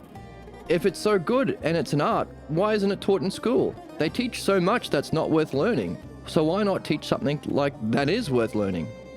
Because of the doctrine of separation of state and meaning. You can't learn anything meaningful at school because that will challenge the authority of the most fascistic believers who are doing the most harm. The goal of university is to inform its students, not transform them. Harry doesn't like that idea because he is Christian of some kind. And says, I'd rather have an Archie Bunker Reagan type as a ruler. I'd rather have a bumbling fool as a ruler because I've been taught not to trust experts. By the way, that's MAGA in a nutshell, isn't it? That's Nazis in a nutshell, isn't it? That's the billionaire Epstein class in a nutshell. All they do is, speaking of Professor Dave and Eric Weinstein, and if you do like content, some entertainment where someone speaks reason to idiots, I do recommend Professor Dave Explains. It's a lot of fun sometimes. Right, so he's been taught not to trust the experts, and he wants an idiot ruling us. An idiot he can relate to. An idiot he can trust. And anyone who has expertise, oh, you think you're better than me. Have you ever shown skill in front of idiots? You think you're better than me. Yes, I am better than you, you fucking idiot. That's why you learn shit. Yes, some people are better. Are you just as fast as Usain Bolt? No. So he's better than you, dummy. If you care about being a fast runner, don't insult him, learn from him. If you care about becoming a more rational, good person, learn from the philosophers, you idiot. Harry was getting on my nerves last episode. But by the way, the Platonic philosopher desires to rule himself, not the state. And so we were making the case that if we want to help the people we care about in our species, we would have to present a very compelling argument for the best of us to actually rule the state, even though they were not interested in that crap. Because why paint a target on your forehead for the most ignorant fucks of our species? No other animals treats the members of their species in such an inhumane way. Only humans. We have the capacity for insight, but we have the equally so the capacity for the worst kind of harm. Why the fuck would a philosopher paint a target on his head just to help everyone else other than him?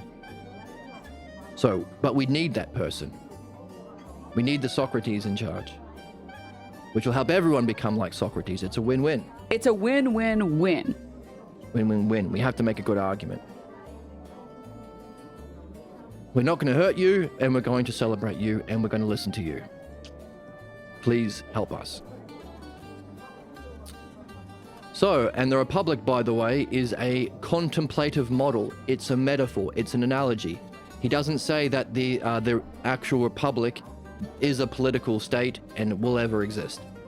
So anyone who says that the Plato's Republic is a political text is an idiot. They haven't read the book. Not they're an idiot. Perhaps they've gone to school. If you study this at school, you don't read the book. You don't read the book. You read people's interpretations of the book. Garbage. It's a wisdom manual. He says specifically, it's hard to see the aspects of the soul, so let's magnify it, blow it up like a magnifying glass and see it in the state. But it doesn't actually have an existence. Harry says, why do you believe that?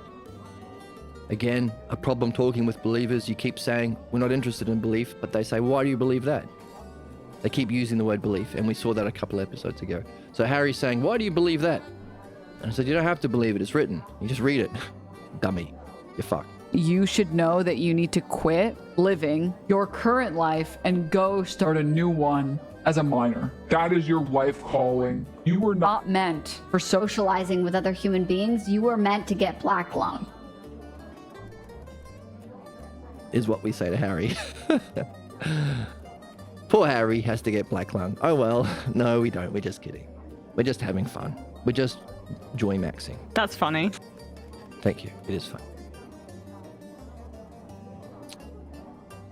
So, without experts who actually have knowledge because they think they're better than us as a believer, what is the art? What do we learn?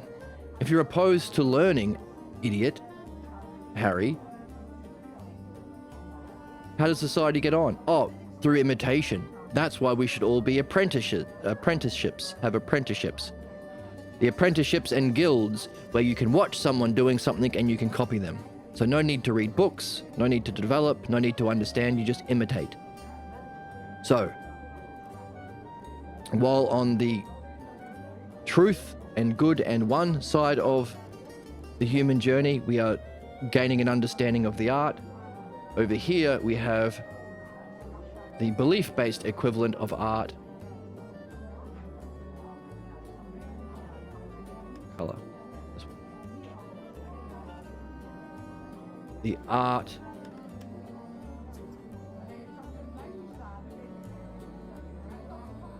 of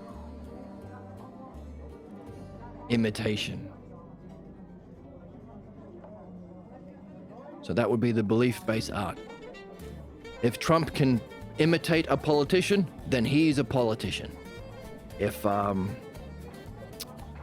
Netanyahu can imitate a spiritual figure claiming to speak for the Jewish religious people, then he's an expert guru.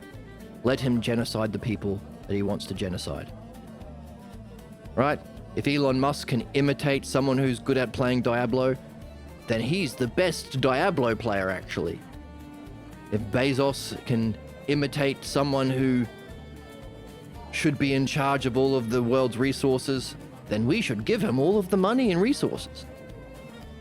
If Zuckerberg can imitate someone who cares about, we really care about human privacy.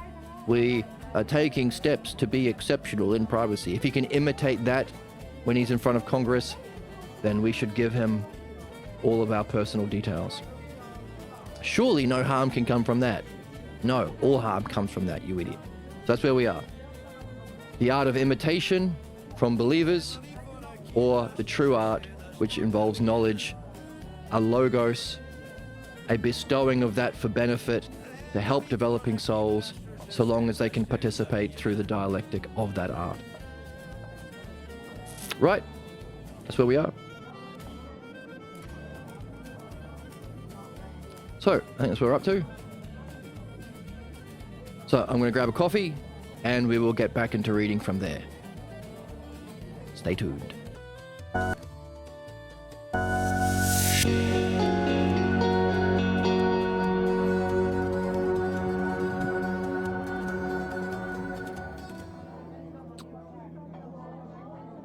So,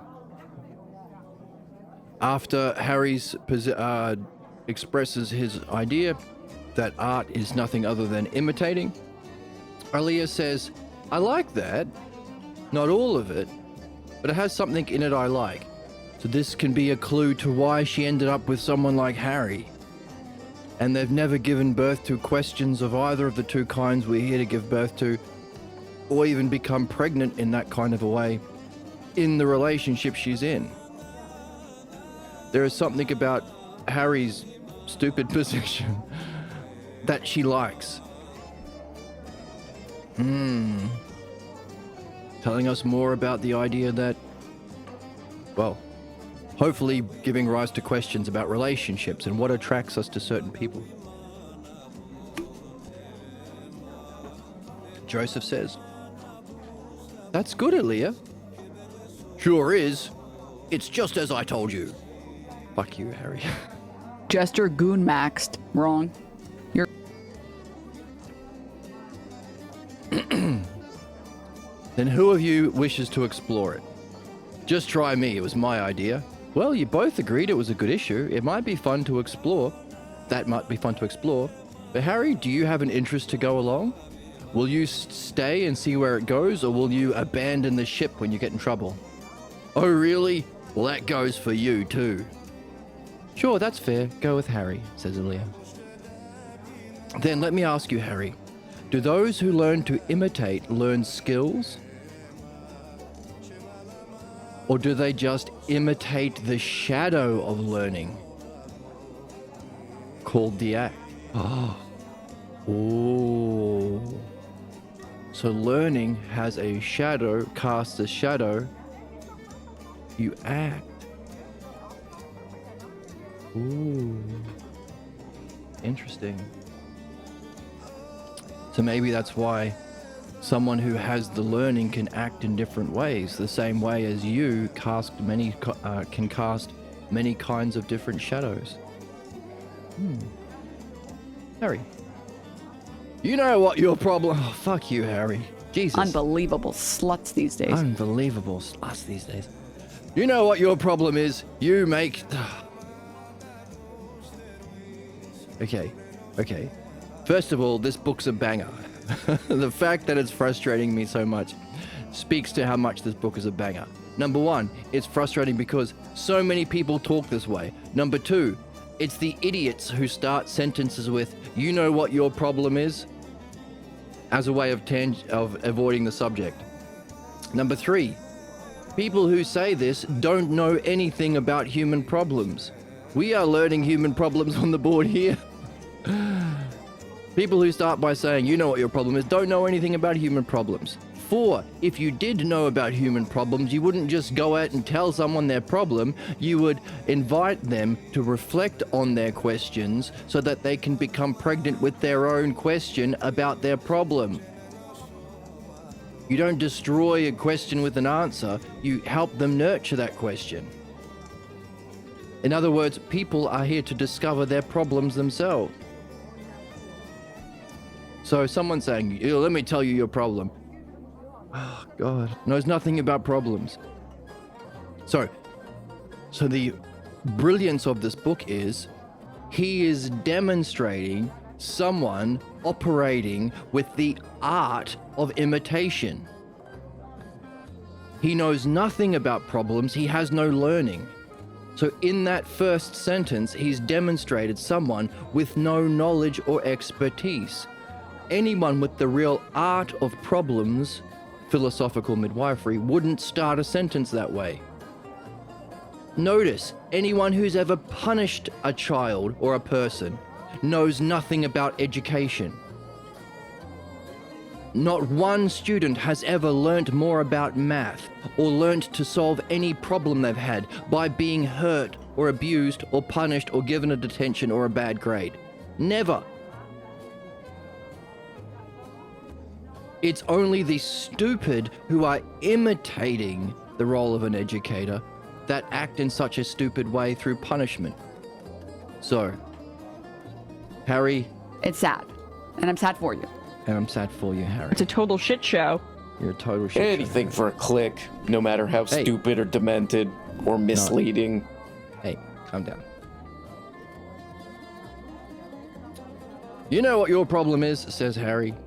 You make too much of nothing. I'll tell you what, and I've said it before, you keep making distinctions that don't really matter.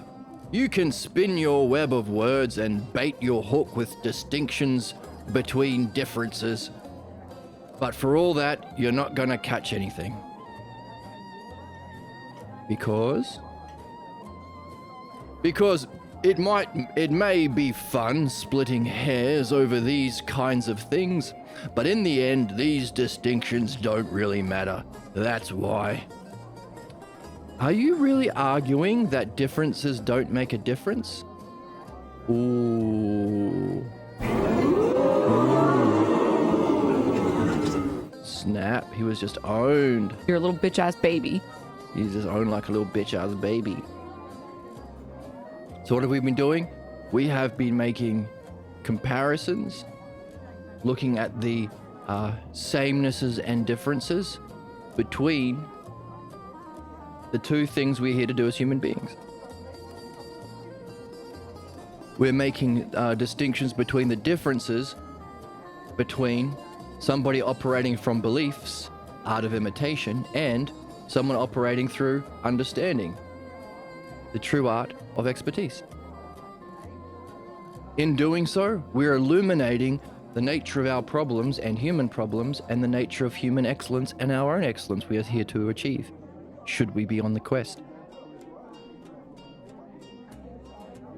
Somebody in this side says of that activity, no charts, no reading, no reflection, no talking with friends in your book club.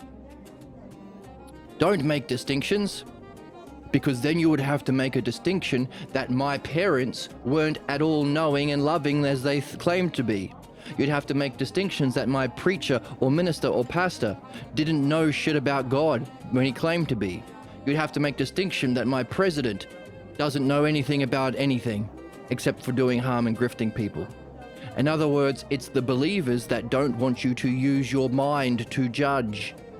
Don't judge me, they say. Fuck off. Of course we're supposed to judge you.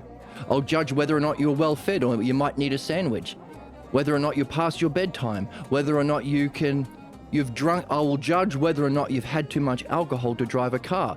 And I will judge whether or not you are talking shit about something you have no knowledge claim to. I will judge whether or not you're an expert or a fool. It's only the fools that demand no judgment, while themselves pretending to be experts. So, has it made a difference for us? Understanding the difference between belief and understanding, has it made a difference? Is it the learning we're here to do? Can it be transformative? Learning the difference between truth and the human participation in truth through midwifery and pregnancy. Learning that humans don't just accept truth, we also have to deal with our beliefs. Two different things. And here we have Harry saying, differences and distinctions don't really matter.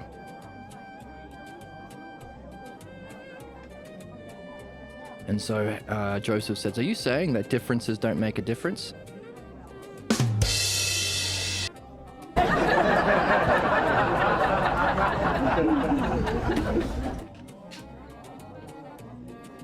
Harry says, and what difference does it make? Just deal with the point, if you can. What a jerk. I mean, he's spending his time talking to this guy, and all he can do is be a jerk. Reminds me of those chatters the other day. Like, why be a jerk? Like, you're not a fun hang if you're just being a jerk to defend beliefs. No one wants to hang out with Ben Shapiro or Jordy Peterson or any of those weirdos that just try and silence reason and evidence through debate. You're not a good hang, mate. You're an idiot. They're a weirdo. They're a weirdo. It's a total shit show. Exactly. It's great because it's stupid. Anyway. But we are learning about the character of somebody stuck in beliefs. So let's not be dicks and try our best to participate in understanding. Not insist my beliefs are right because look at me, I'm the loudest. Insist my beliefs are right because I've got the nukes. Insist my beliefs are right because I can take away your houses, because I can manipulate the police to say I own your house because I have the money. All of these systems of oppression and tyranny. You are right, said Joseph. It shouldn't make any difference. But to explore this issue, Harry, we have to take a different road than the previous one. What shouldn't make a difference? We're talking about whether imitation is just imitating the shadow or the effects of learning and not actually imitating learning. And then Harry says, don't make distinctions or differences. And Joseph's like, why? What do you mean? Isn't that thinking? Harry says, distinctions don't matter. Are you saying differences don't make a difference? What difference can it make? Just deal with the point. You're right. It shouldn't make a difference. What shouldn't make a difference? No, he's wrong. It does make a difference. Distinctions between things make all the difference. I don't know what he's saying you're right to.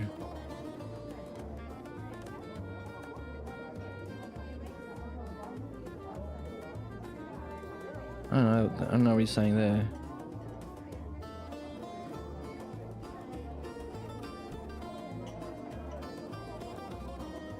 What difference does it make? It shouldn't make a difference. What?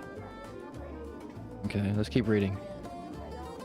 Let's take a different road than the previous one. But first, let me review what I understand to be your position.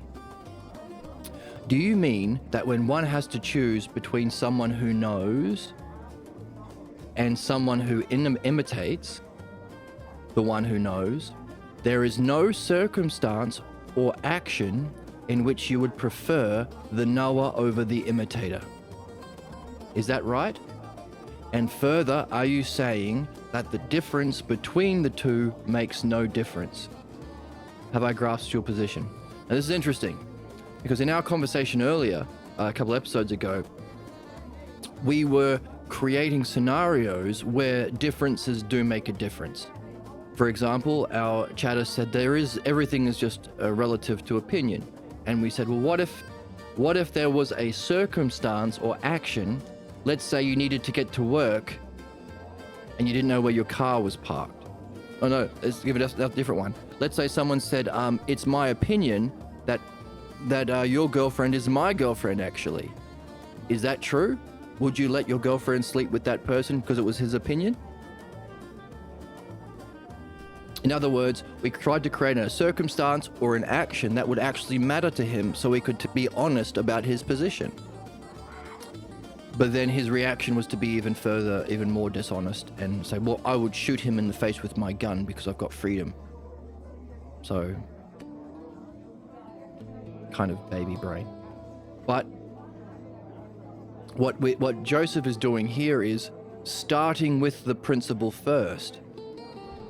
So if you get someone to say, yes, there is no situation, and then you provide one, maybe they'll be more likely to change their mind. It'll be harder to run from something they've just admitted to, or they admitted to first. Yeah, so is that your position? That there is no situation where you would prefer the knower over the imitator? The difference between the pretender and the real makes no difference? Yes! Right? Every single conservative voter, every single Trump voter. No difference between person pretending to be a top politician and someone who has any expertise. Reagan voter, Bush voter, they're all imitators. So it's a very common position in and a position behind all of the injustice inflicted on the world by those people. Yes, but why make so much of it? All I'm saying is that in most cases, no, in all cases, there isn't any difference that makes a difference between what a knower does and what his imitator does. And just so you don't take my words in their weakest sense, I'll make it real simple. Otherwise, you'll strut around here like a peacock, believing you've scored another victory when you've really done nothing. Oh, we were using the pigeon analogy earlier, weren't we? Believers are like trying to reason with the believer is like trying to play chess with a pigeon. They knock over all the pieces, shit all over the board, and strut around like they've won the game. So he's doing a similar thing, but with a peacock. So that's kind of funny. Symmetry. Coincidence. Now, when I speak of an imitator, I mean the best there is at imitating. And I say that if he hangs around a good surgeon so that he can see all the things a surgeon does, so that he can watch his every move and attend the surgeon in everything he does, then you and I know that after a while he will appear like a surgeon and do whatever the surgeon does. And he'll do it perfectly. And you know what? Then no one can tell whether or not you're knowing or imitating. The superiority of the imitator is that he can do all he does without having to go through all that fuss of getting a medical degree. So he calls this fun activity we do on the stream fuss. My conclusion is obvious, isn't it? My imitator would be able to give a perfect appearance of a surgeon, since he is imitating the best. He will be better at surgery than most surgeons. In fact, he could even appear more confident and secure in what he does than the surgeon himself. Okay, there it is. Now either deal with my position and not some phony, watered down version of it, or admit that my position is the way things really are. And let's talk about something else. Do you notice any problems with it already? He's saying he's imitating the best surgeon in the land. How does he know that he's the best surgeon in the land?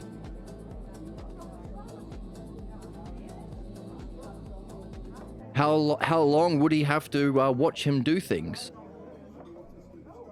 to be able to imitate it? How many things? All the fuss of getting a medical degree, but how many different kinds of surgeries would he have to watch? Are any two bodies the same, or are all bodies different? Does he require a perfect injury in the perfect way of the exact same kind of body to be able to imitate without understanding what he's doing? Should he be confident? Is there a reason why someone who understands surgery might not be confident about this or that particular kind of surgery? How does he know he's giving the best appearance if he lacks the understanding to judge how good his appearance is? So he's assigning a lot of understanding for someone who doesn't have any understanding. Understanding who's the best surgeon to imitate. Understanding if my imitation is good.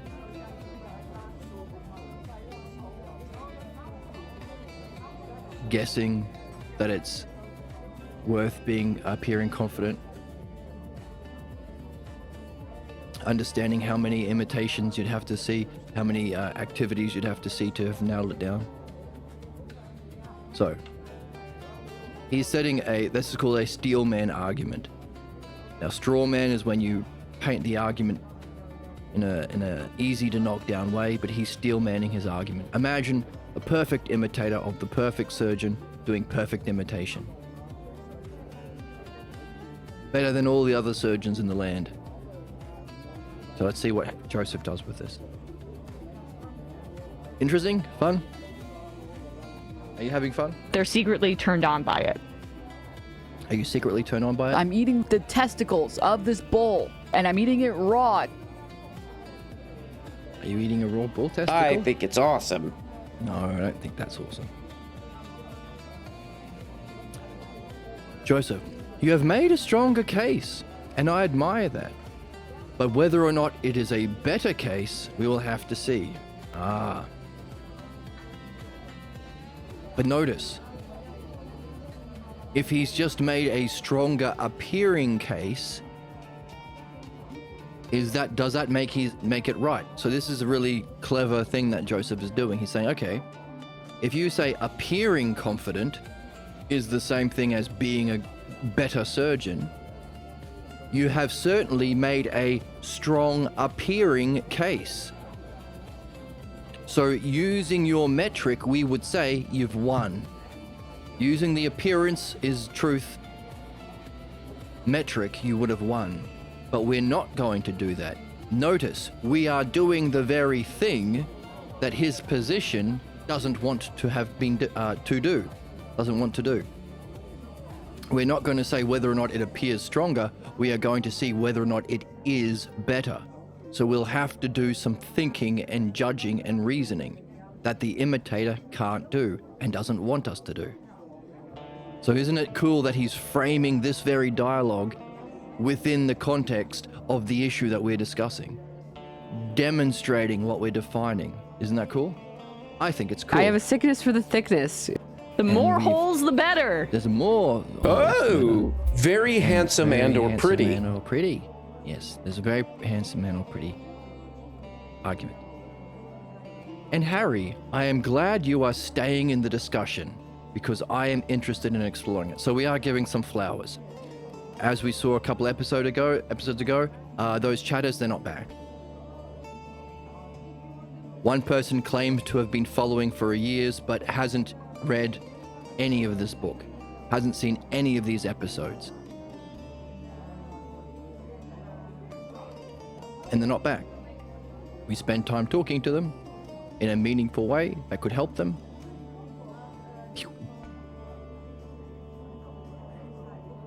Have you ever tried to talk with somebody in a meaningful way about something, about a meaningful topic, in a rational step-by-step way? What has happened? Personally, when I engage in reason, dialectic, people seem curious at the start. They start to gain benefit, and then they counterattack. They run away. So, props to Harry for being someone who's not running away. It's been a puzzle of mine my whole life. Like, why would you... If you were a basketball player and Michael Jordan showed up in your local court, would you run away? Or would you keep showing up in hopes that Michael Jordan would show up again? Don't you want to learn how to play basketball better? Don't you want to learn how to think better? How to reason better? Don't you want to know the truth of things you care about? Anyway. Humans are a peculiar bunch, aren't they?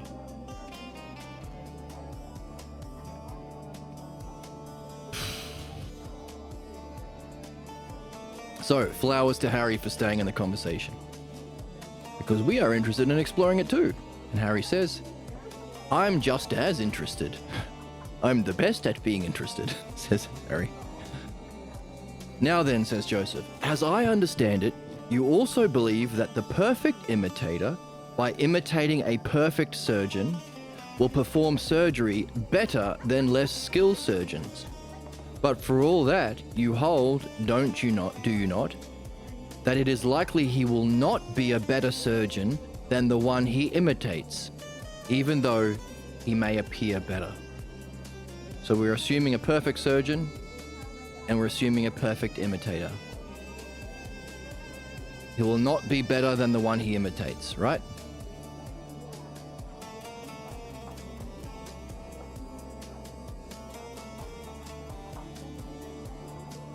You got it right. You also say that since the imitator can do this without having to learn or understand what the surgeon has mastered, he is better off for not having to learn what is necessary. Learn or understand what has been mastered.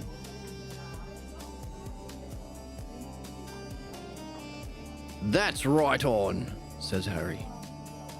I agree that the good imitator may be able to duplicate the work of a surgeon, but only if the circumstances most clearly resembles what he learned to imitate.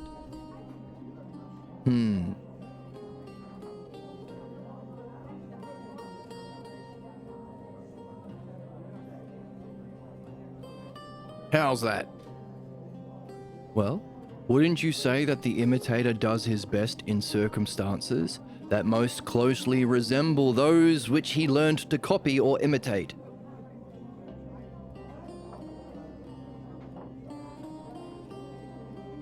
And in a similar way, he does his worst work when the circumstances are very different.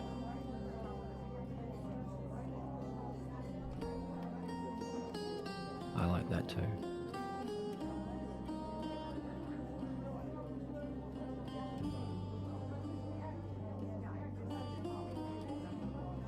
Yes. Then, would you say it is likely that he would prefer to select surgery cases based on those that have the greatest similarities to those he learnt to imitate, rather than those with the greatest differences? Or, to state the matter simply, he would prefer the same circumstances over different ones, would he not? I would believe so.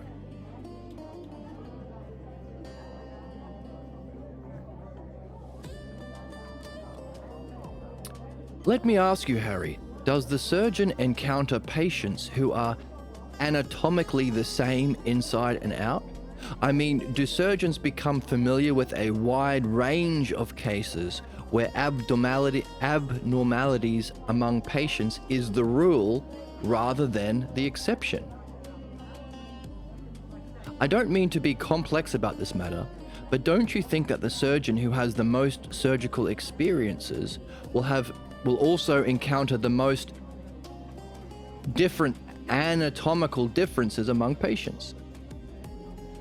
Right? Are all two bodies the same? Of course not. Are two problems the same? Of course not. So differences are the rule, not the exception. But also, we can, as we go through this, we can wonder about our art that we are mastering. The dialectician or the midwife. Are two people's beliefs the same? Nope. All pathologos beliefs are different, like snowflakes. Even born in the same family, even twins who have the same origin theme, thumbs up, make sense of that experience in different ways, which leads us to wonder, I wonder what these different souls brought into this life from previous reincarnations.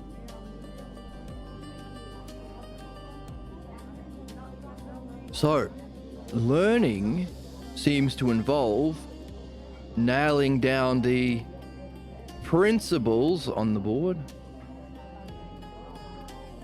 that can, like a wisdom tradition, furnish us with a map or the ideal from which we can adjust our art as a dialectician to meet the person where they're at specifically in order to benefit them, turning the skill into an art. Which is why we do the dialectic. We ask the questions of the dialectic stay the same, because the nature of human problems, beliefs itself, and the pathologos belief in particular, are always the same. That's why we can say all human problems have the same cause. Therefore, all human problems can be addressed and solved and taught in school. But you need it's truth and humanness. You need the human, you need the developing soul who's receptive to the logos and its providence to get that beneficial knowledge.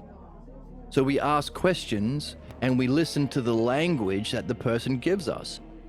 One person may call themselves a stupid head, another person may call themselves a fat head.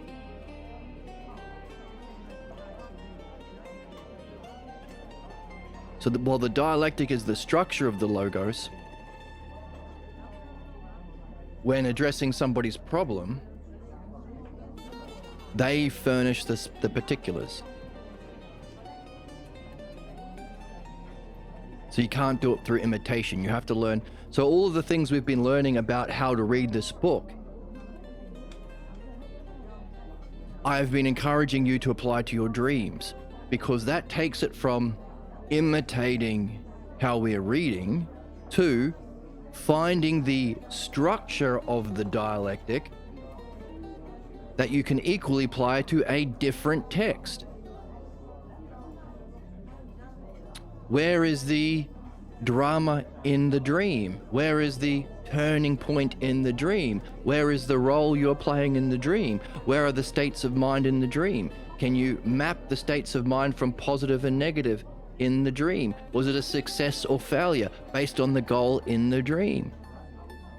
Can you look for differences between scenes in the dream? Do the differences make a difference? What are they saying when you compare the differences in the scenes? And anything else. We've got a whole bunch of things that we've been developing over this series. All of them you could apply to your dreams. That would be taking the specifics from reading the book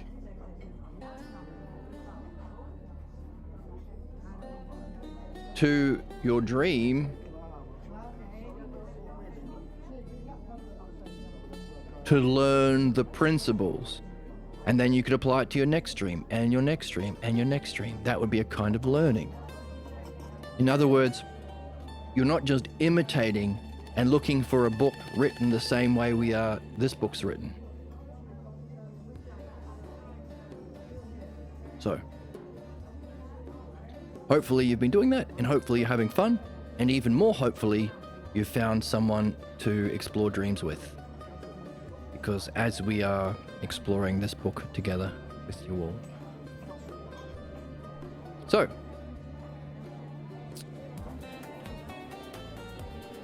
do you think the surgeon who has the most surgical experiences will also have encountered the most anatomical differences among patients? Meaning, the more friends you have in your book club, the more you can practice your art on different people to master your art of the dialectician. Wouldn't that be fun?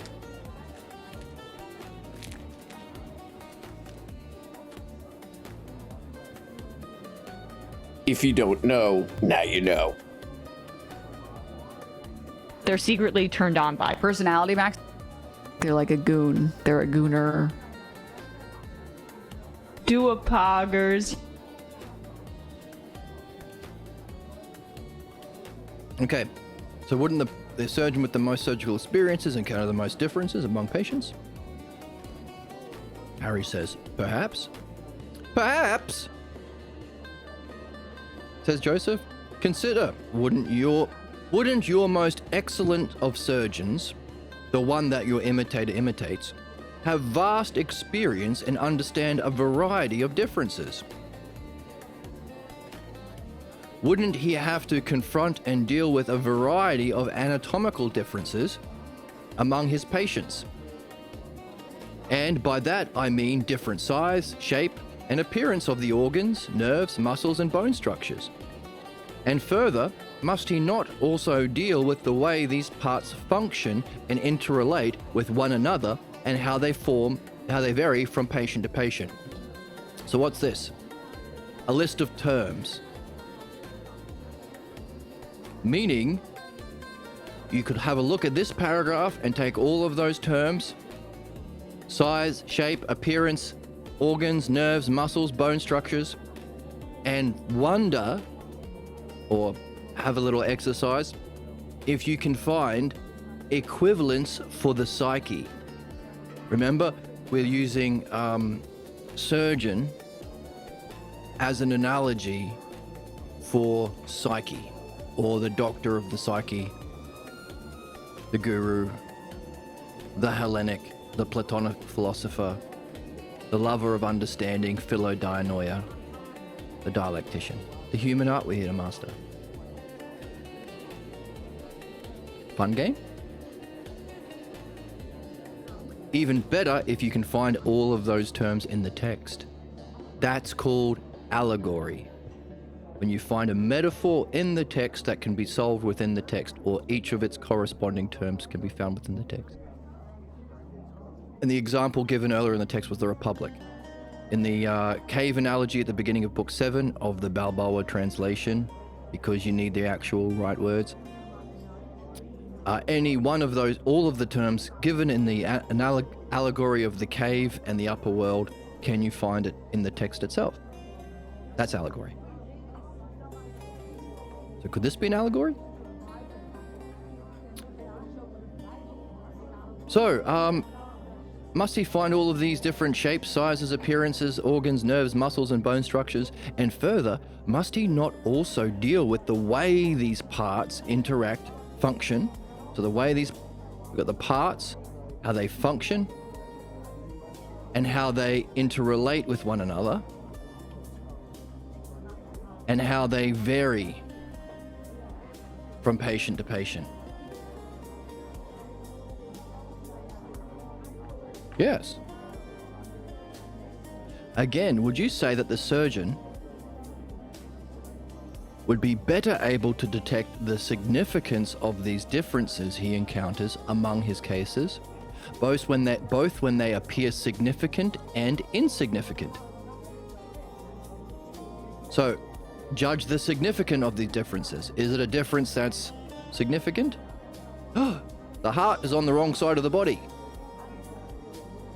Or the heart has an extra ventricle. How significant is that? Uh-oh. You can't judge the significance as an imitator, can you? because you're being asked to deal with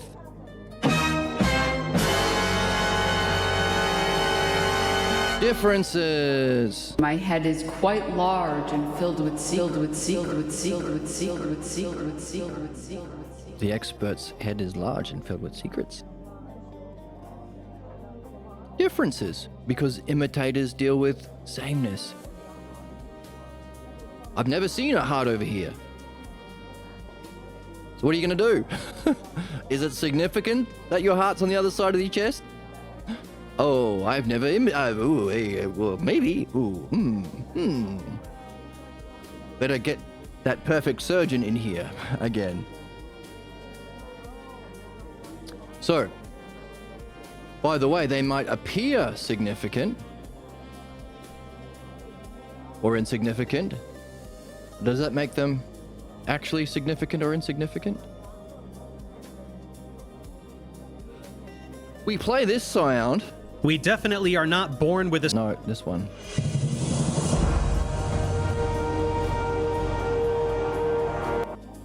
And I've been thinking of World of Warcraft.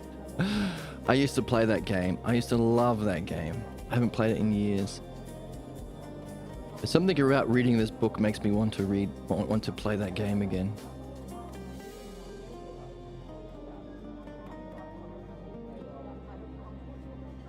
How about this? I make a deal. When there are enough people on this channel and following along in the Discord who are engaged in this, the most meaningful work we can do as human beings for our soul and secondarily for our species, then we can make a guild in Warcraft or a game like that where we can read together and discuss what we're reading online while playing a fun little game at the same time, which might make it more accessible for people to get into this stuff. Like, it might seem boring, like no one wanted to join Wembenyama's book club, or one guy joined Wembenyama's book club, but they're all playing basketball together.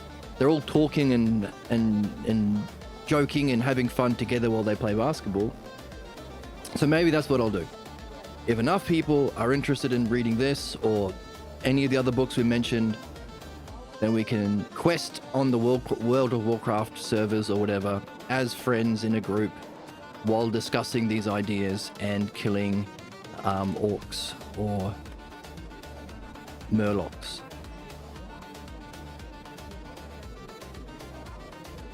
And we can stream it on Twitch if you want as well.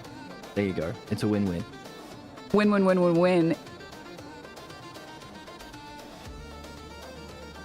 Would that make it more fun?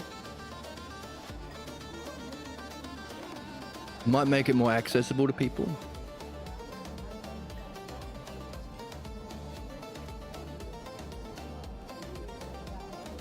All right, I'll put that out there. I'll throw that out to the universe and see what did he say? What we catch with that bait. Is that what he said earlier?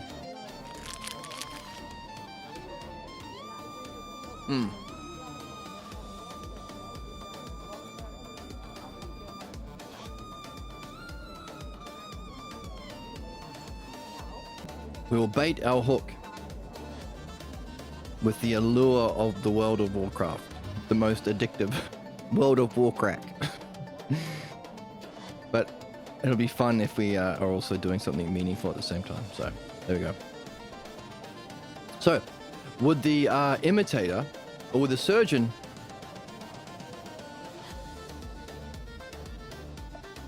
be able to detect the significance of the differences he encountered among the different cases, both when they appear significant and insignificant? Or would the imitator do it? Would the imitator would? Would you say the imitator would? Ah, the surgeon would, says Harry. And would the same be true in making diagnoses? What you should do.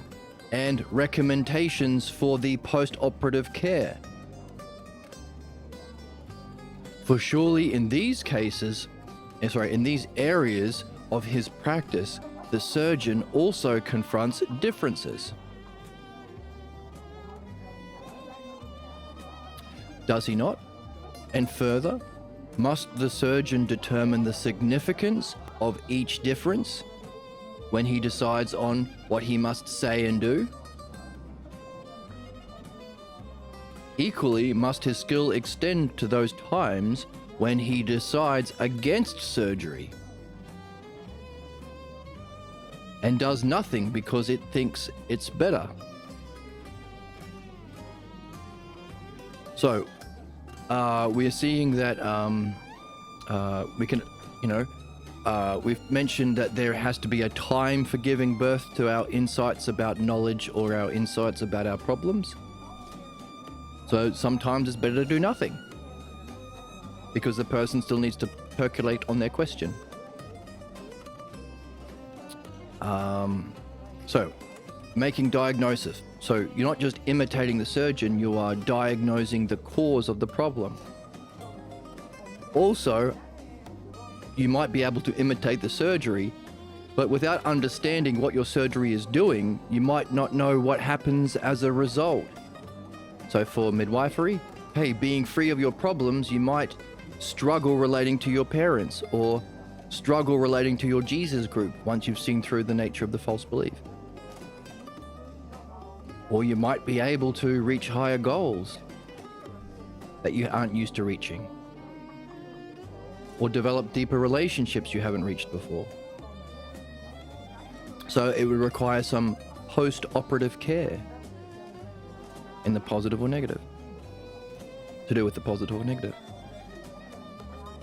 And how significant is it? Is it worth saying, hey, now that you've gone through this midwifery process, is it worth me spending more time giving you extra information about how people are likely going to relate to you, or the difficulty that you will have in telling the truth when, people are used to treating you within the same way, or the difficulty that philosophers have because the human problem is opposed to understanding and the art of philosophy? Is it worth it? Does that difference make a difference, or is it something that it's better for them to work out on their own?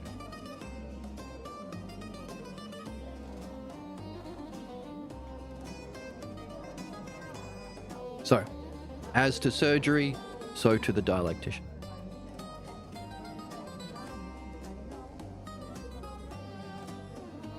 So,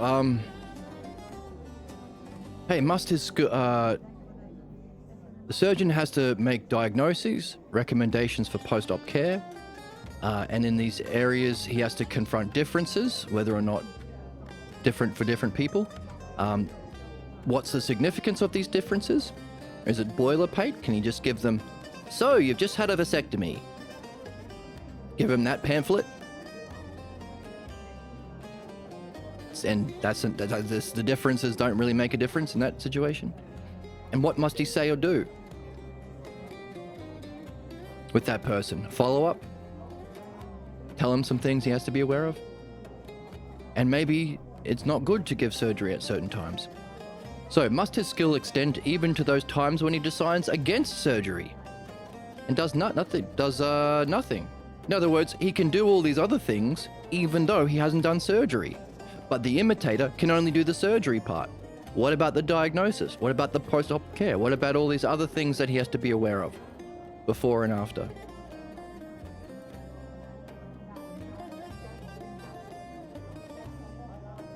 Harry: no, not really. Because if he did nothing, he wouldn't be a surgeon. Fuck Harry, Jesus It's a Christ. die mad about it, bitch. He will die mad. You about have it. the brain of a child if you think that. Brain of a child, Harry. Harry.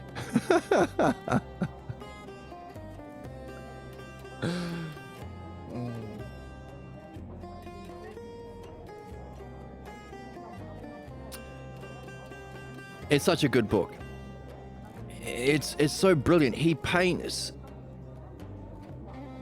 What must this author know about human nature that he is able to so perfectly represent the nature of human problems in one person? How many believers think saying no makes you smart? No, not really. Harry, did you even think about what he said? By the way, the academic philosophers who come in here and all they know about philosophy is debate, they just say no. The right wingers, the incel groups that have like content creators like Asmongold and all of those very, very blocked and belief-based groups of people who only imitate each other, only have the two jokes that they imitate, and they can only express themselves in a hostile way. They can't actually help or contribute because that would require understanding. They just say no to everything. No. Because they think saying no in a debate is just as good as providing an argument. One person says yes, you say no, and you're equals. Anyway. It's it's so boring. So boring. But this book is so good. Anyway. No, because if he's not doing surgery, he's not a surgeon. All that other stuff doesn't. Anyway. Joseph. But wouldn't there be times where he reviews all the data on some patient and chooses not to operate? Isn't he functioning as a surgeon when he makes such a judgment? Well, I guess so.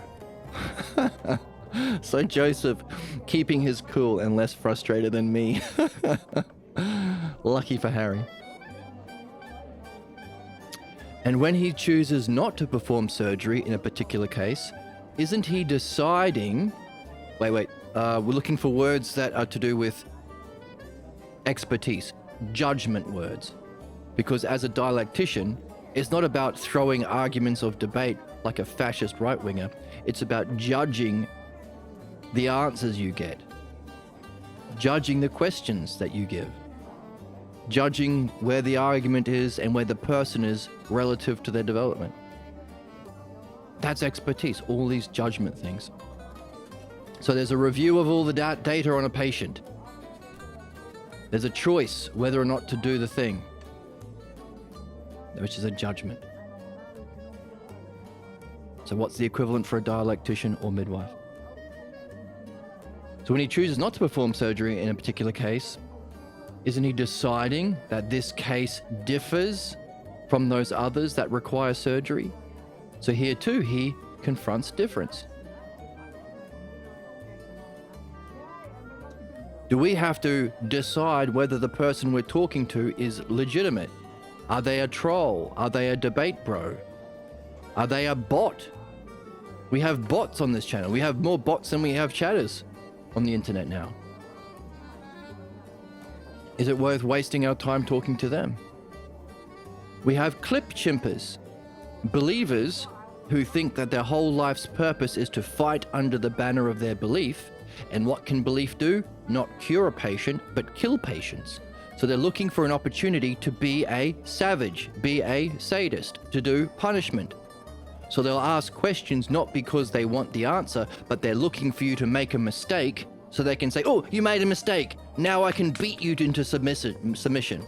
I can genocide you. Oh, you fought back against our tyranny, says the Jews. Now we have an excuse to do genocide.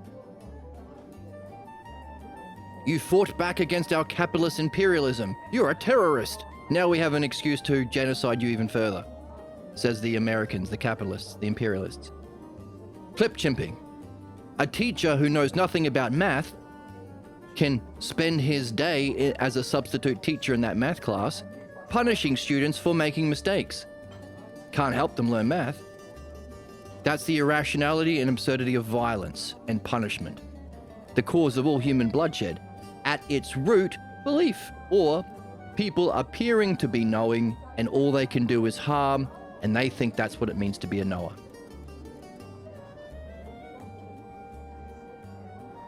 So, learning more about why we have human suffering.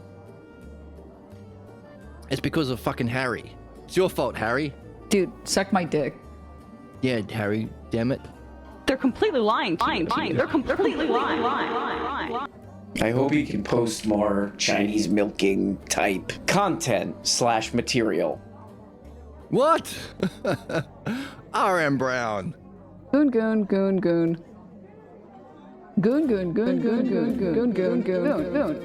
Gooner. What a very inappropriate thing to say. My kids watch this channel, Aaron Brown. How dare you? You've hurt my person. You just attacked my person. You just harmed my body. You've just harmed my body with that weird thing about Chinese milking content. How dare you?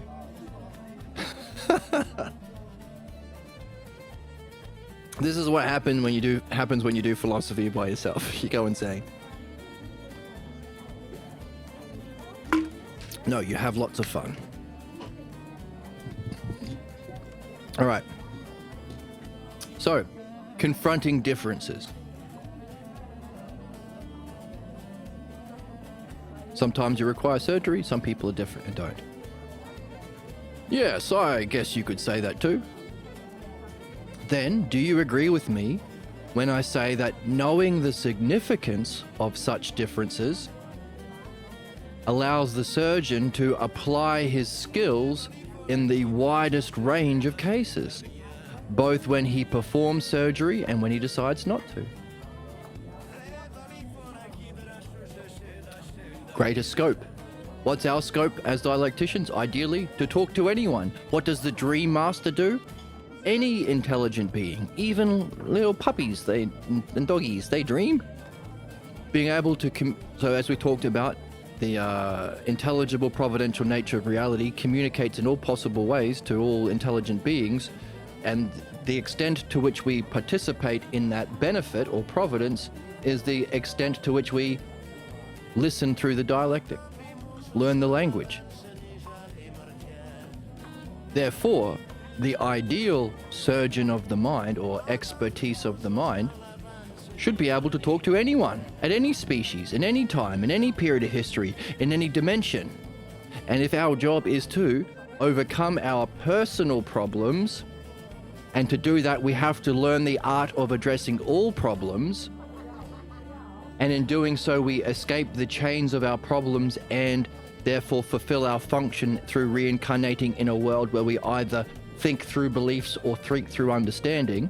So to remove our problems, we have to master our understanding. Therefore, we've done the two things that we can do in time, belief or understanding. We've mastered both by purifying the belief and to perfect understanding as the art of the surgeon of thought.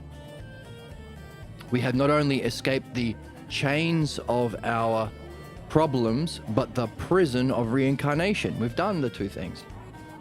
But we've developed an art, like our dream maker, like the intelligence of reality itself, that can communicate to all patients, whether or not they need surgery, what should be their aftercare, what should be the diagnosis of their problems, their aftercare, whether or not they need surgery, what sort of things should be said and done to help them, what should be the follow-up.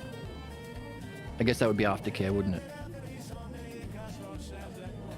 Accounting for all differences with the developing souls. So that's our ideal. And that would mean there would be the ideal surgeon that could make all those judgments based on differences that the imitator couldn't. So we're not about imitating the dialectician, and then you can start that way. You can start. You imitate the questions that the dialectician would ask because they're universal questions, but in going through that, you are looking for those differences. You are looking for questions. So in other words, you can just start. Because you have two ways of going as a human being. Anything you approach, you can follow your beliefs, part A, or part B, you can do understanding. So just choosing to do dialectic is always a win. Follow your curiosity, use the text that you've been developing, continue to work on it with friends, and you'll be laughing. You'll be golden.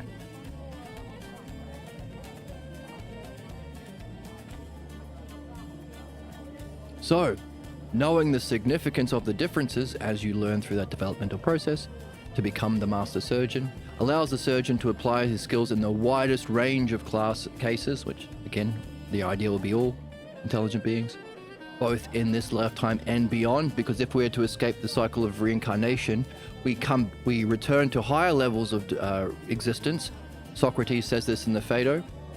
The escaping the chains of problems and the prison of reincarnation is a quote from the Phaedo in the book where he says, I've done my work here.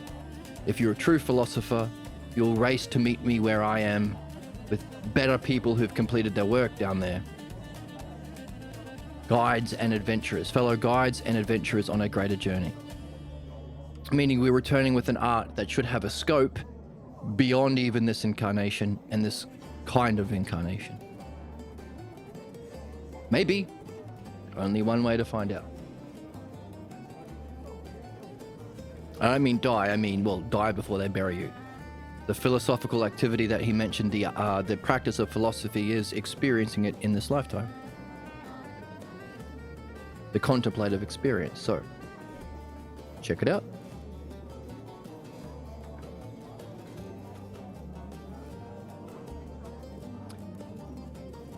So he would have the be able to work in the widest range of cases, whether or not he does the surgery, right? Sit down, Aaliyah. Harry says, yes. Tell me, says Joseph.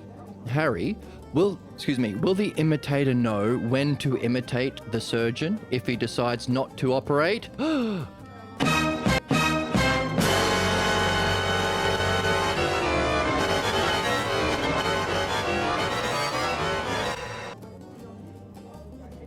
And if so, just what would he be imitating?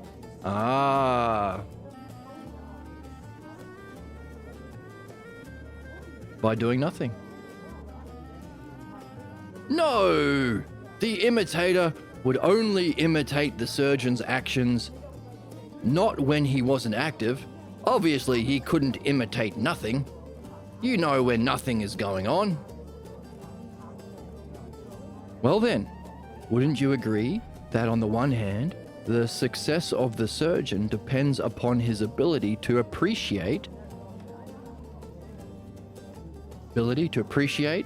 understand, and act upon the differences he encounters in his practice. And that, on the other hand, it must include all those times when his medical judgments include not only deciding on the need to operate, but also whether or not to send his patients to another specialist.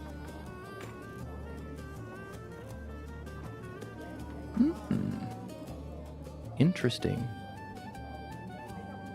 So, imitators can only imitate the surgery, not imitate whether or not the surgery is appropriate.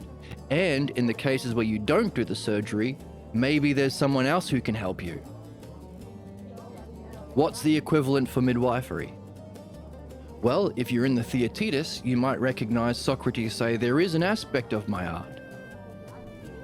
Now, you might not be ready to give birth yet. You need to further develop your pregnancy, or you might not even be pregnant with a question.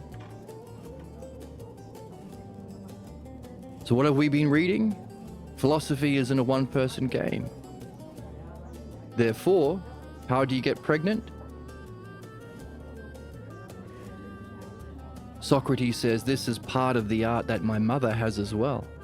Not only can she help people through so his mother wasn't a midwife of actual babies.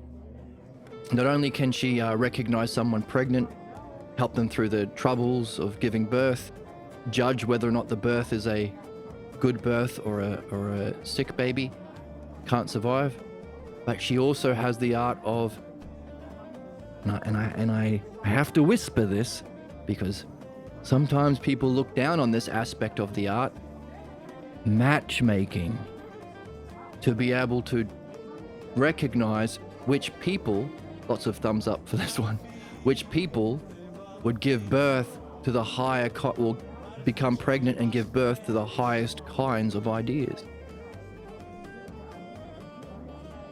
Because that's sometimes called being a pimp. Matching people up. Now, pimps don't do it in an artful way and do it for profit under fucking capitalism and imperialism. So fuck that. But would it be a distorted imitation of a true art?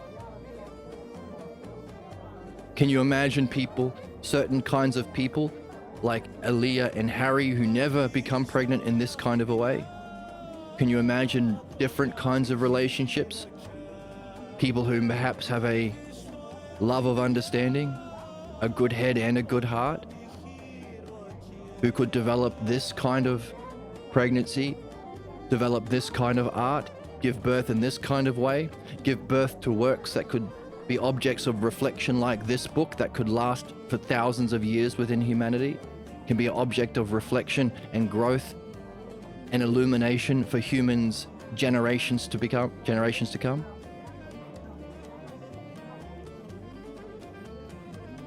So that could be something that is equivalent to, I'm not going to do surgery, you're not ready to give birth, but you might want to see this person, or you might want to become friends with that person, or start a book club that also does World of Warcraft maybe, with that person. Matchmaking.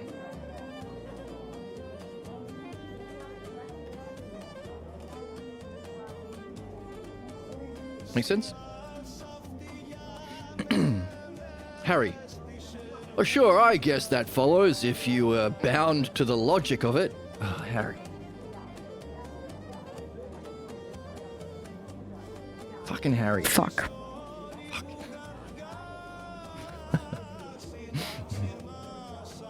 By contrast, says Joseph, wouldn't you agree that those whose success depends on their ability to do and say the same thing in the same way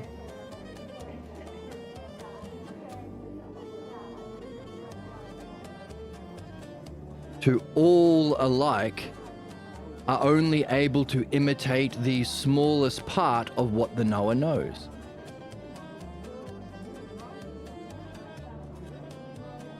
Only in this very narrow, exact same thing.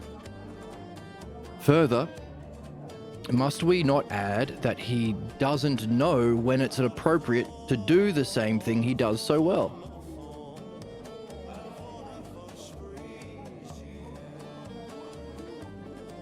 All I can do is imitate this small thing in the same way to everyone in the same way. So it's ignoring all the other aspects of what the knower does, including matchmaking. So it's only the smallest part of the art, but also doesn't know when it's appropriate to do that thing. So there's an expression that we hear, when you're a hammer, everything is a nail. Or when all you can do is hammer, then the whole world becomes a nail. So imitators, so how could we test that? What are some examples of imitators? Believers, religious person. So whenever a religious person deals with a new idea, do they only do the same thing that they imitate their pastor?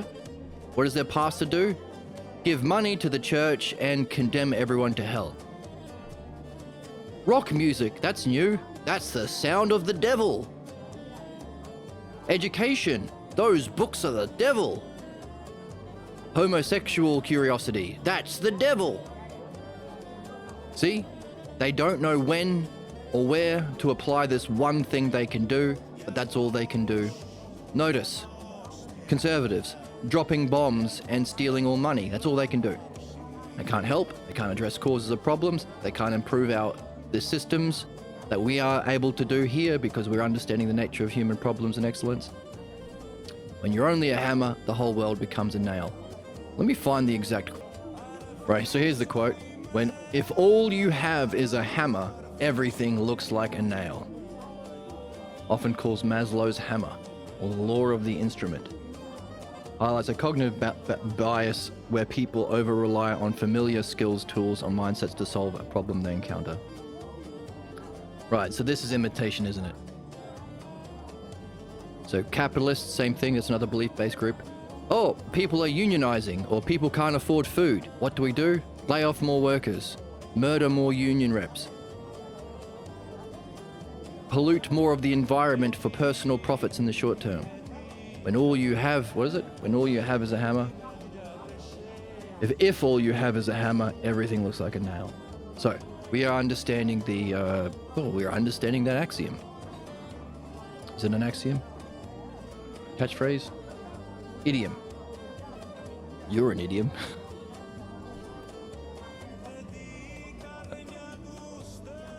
Harry would say that. You're an idiom. Right. So we can only imitate the smallest part of what the knower knows, ignoring all the other skills that he has, and he doesn't even know whether it's appropriate to hammer that nail. But he wants to hammer it because that's the only thing he does well. Hey, by the way, I'm just thinking of those many spiritual people who have like a magic trick. Like those people who pretend to take out an organ, and everyone who has a spiritual illness, he does the same trick. Oh, I have to remove this organ, and he pretends to.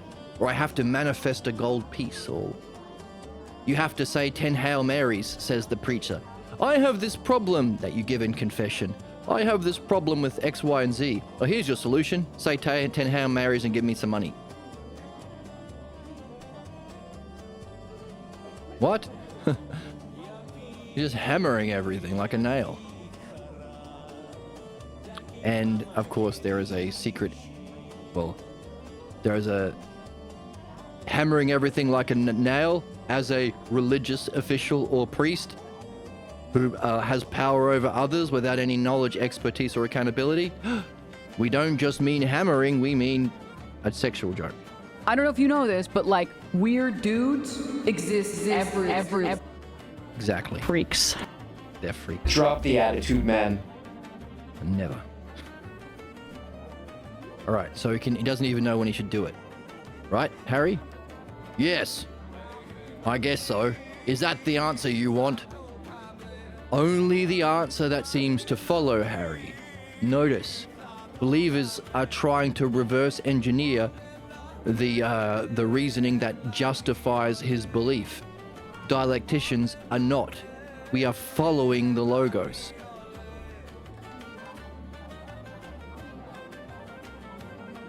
That's the difference. So we better judge whether the people we're talking to are interested in looking for excuses to do punishment, to play out their sadistic role of the knower, because that's all they can do. They can only hammer. And if all of their experts that they still believe are good and knowing, their parents, their clergy, their teachers, or whoever, the only time they looked smug and certain was when they were doing violence or punishment. They are looking for an opportunity to catch you or clip chimp you so they can sue you or crush you or destroy you or cancel you, all that shit, or beat you. So maybe they're not worth talking to. Or they're looking for an opportunity to justify the false beliefs they're already carrying. That's the functioning of belief. So Harry thinks that's what Joseph is doing. Is that what you wanted? To prove this thing? And maybe justify embarrassing me in front of my Gulf? Gulf isn't a thing, is it? Girlfriend? Gulf? No, we're not in that game. Remember, we invited you earlier to a different game? There's a new game in town. It's not ever punishment or blame or shame or any of that bullshit of sadistic belief. It's open, curious, friendly reflection and developing the art of being a human being that we're here to develop at the same time, that can lead to not only a freedom from problems, but giving birth to deeper insights that we can reach and integrate to raise our level of existence to higher, more profound levels of being. That's the game. That's a win-win for everyone. It's a win-win-win. So, difficult to communicate a different game when someone is bound in the sick game that they haven't escaped from yet.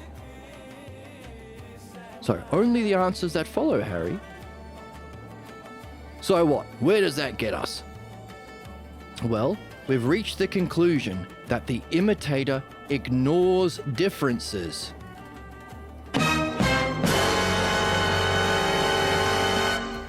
Because they play no role in his imitation. And he doesn't understand how to deal with such differences.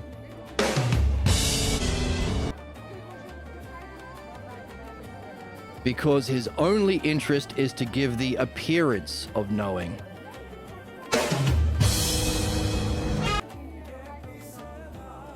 While he really knows nothing of what he does.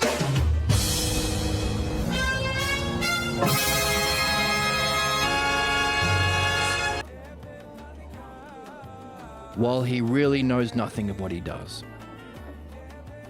Let's say that again without all the crazy sound drops. The imitator ignores the differences because they play no role in his imitation, and he doesn't understand how to deal with such differences because his only interest is to give the appearance of knowing while he really knows nothing of what he does. Can we apply that to every single capitalist, religious official, and conservative politician? Can we apply it to every believer? They're only interested in giving them the appearance of knowing, don't actually understand what they're doing, can't deal with differences, and all they do is hammer every single nail. Everyone is going to hell. Everyone has to give the money to the billionaires. Everyone has to be bombed and go to concentration camps if you challenge the conservatives. Always the same shit over and over and over. Harry. Well, yes, that is the imitator, isn't it? Notice, no matter what you're doing, the conservative will always make a trans joke. That's all they can do. They can always say, I want to hurt the liberals. That's all they can do. The Nazis will only say, white is good, actually. That's all they can do. They can't do anything good, creative, useful, independent, helpful, beneficial at all. They are stuck. That's the zombie virus. All you can say is brains. All you can do is eat brains. That's the whole thing. That's all belief does. That's all imitation does. No nuance, no creativity, no adjustment, no helpful, no being able to judge the development of where someone's at, no aftercare, no prescription, no matchmaking, none of that. Just braids, braids, braids. That's why we're here. To cure the zombie virus of braids, braids, braids. Of hitting everything like a nail. If you were Socrates, on a higher dimension of reality, more real, more luminous, more profound, would you want people just, would you want to be around kinds of intelligences or kinds of souls that try and smash everything, hurt everyone, because that's all believers can do? Fuck right off. Get the hell out. Come back once you've grown up. You're not allowed into the club unless you're mature. Could that be why we're here?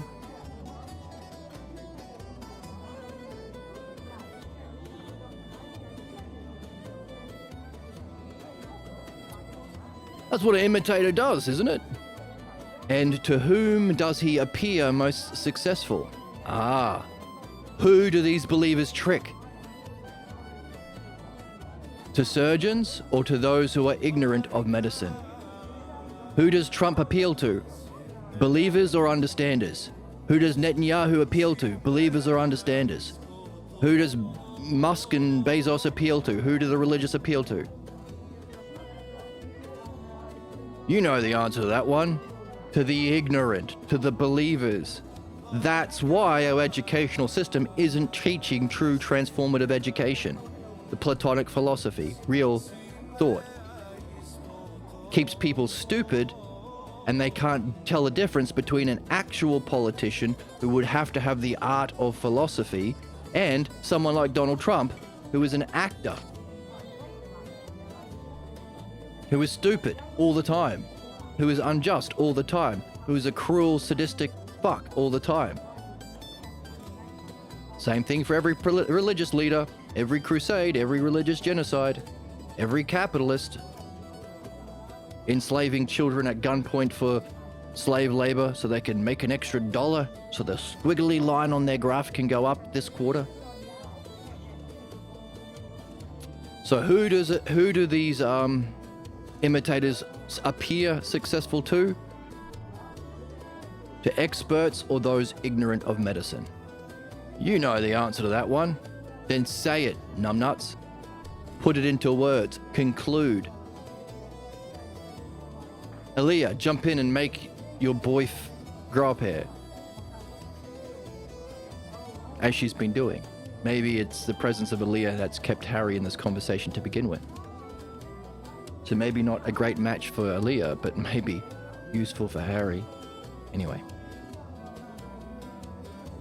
Then, can't we conclude that difference stands to understanding as sameness stands to appearance and imitation? You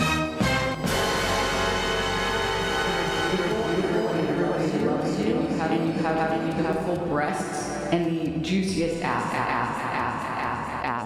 Wow, you are so beautiful with that conclusion with the juiciest ass. Silly syndrome. Honey syndrome. Difference stands, which is, of course, an analogy, isn't it? We'll be looking for analogies. So, a way of comparing these two sides of the human activity in an analogy, you could say, maybe put it up here, over here. What color? This one. Difference. Oops. Is to understanding. Understanding can relate to all these differences in an ideal way, in an artful way, in a beneficial way. As double dots. Sameness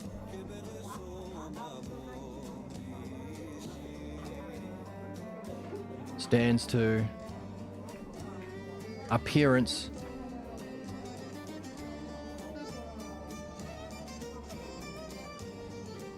and imitation.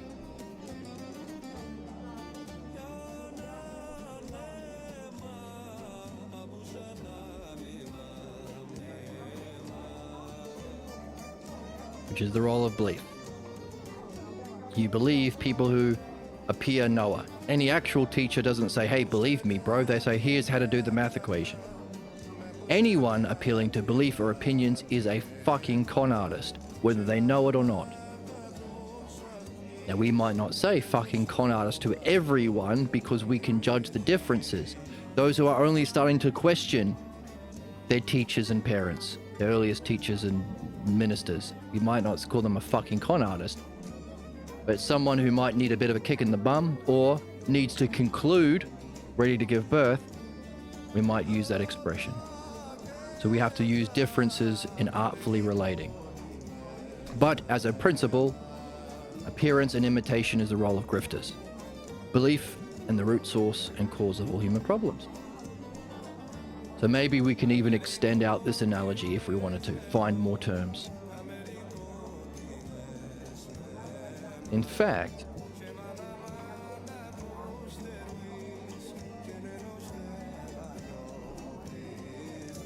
sameness is to belief, which operates through appearance and imitation, whereas understanding relates to... Can we do that? We say belief is to appearance and imitation as understanding is to...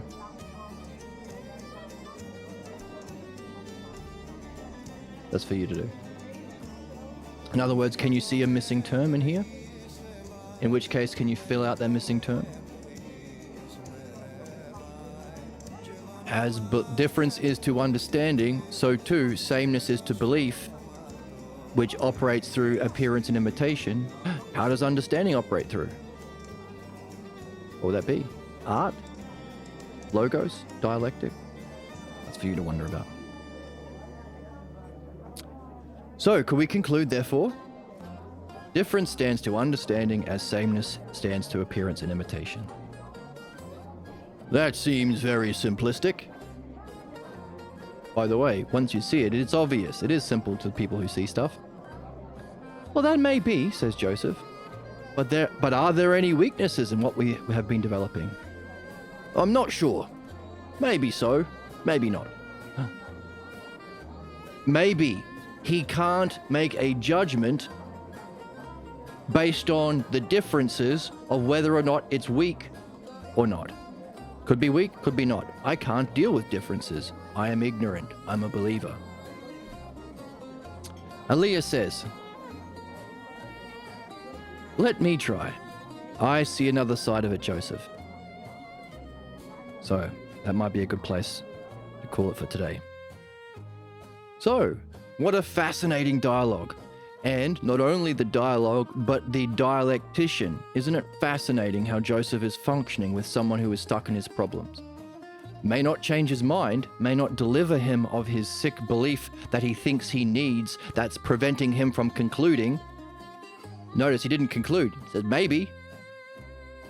Bollocks. Grow up here. Bollocks. Don't be disgusting. Don't be disgusting. You're a baby. You're a little baby. Don't be a little baby, as Emma says.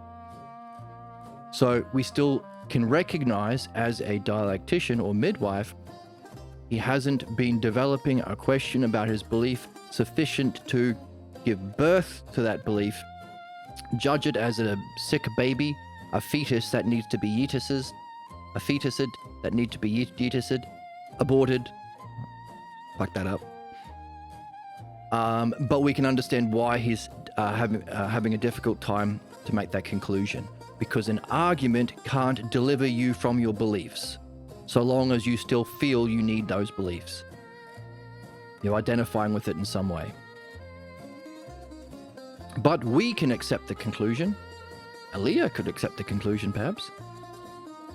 And we have understood the difference between imitation and how it relates to belief, the source of all human problems, and understanding. Imitation can only do the same thing in a very narrow scope and not even know whether it's worth doing that same thing, whereas understanding and expertise can deal with differences and can help people. And of course, everything that we're seeing about the surgeon, we can wonder about what's the role for the highest kind of art or knowledge, the dialectician. Oh, and by the way, we'll have an experience of that this evening when you dream. Doesn't the Dream Master provide providential care that you can benefit from, so long as everything we have been learning about the dialectic and reading, you apply it to your dreams? Does the Dream Master apply or use its expertise and knowledge in the highest possible range of differences? All intelligent beings for all time. Oh my fucking God, what kind of an expert dialectician must our dream maker be? And as you develop an understanding of the language, are you becoming like the dream maker? Are you developing your highest functioning and art as an intelligent being? And one more thing, if you can find people to explore your dreams and these texts with together, then even better. That's why we have this channel, of course. You can join the Discord. If we get enough people in the Discord who want to explore these texts while doing a fun activity at the same time, maybe we can start a World of Warcraft guild. That's a possibility on the horizon. But yeah, matchmaking, isn't it? Find someone to talk about these sorts of things. That's the game. So, what does Aaliyah see that Harry missed? That's what we'll find out next time. If you want a copy of the text, there's a PDF below. You can also buy the book. You can donate to the channel, buy me a coffee if you have the means and you would like to. There's a link below. Join the Discord. Get enough people, we'll maybe do some gaming streaming, which might be a fun way of introducing a wider scope of people to real philosophy, because we can stream on Twitch and YouTube, and I'm sure we'll get more viewers to a fun World of Warcraft stream than we would on a podcast stream. So maybe that could be a fun thing on the horizon. Thank you for watching with me. Thanks for playing. Thanks for being in the game. I do appreciate it. And I will see you in the next one.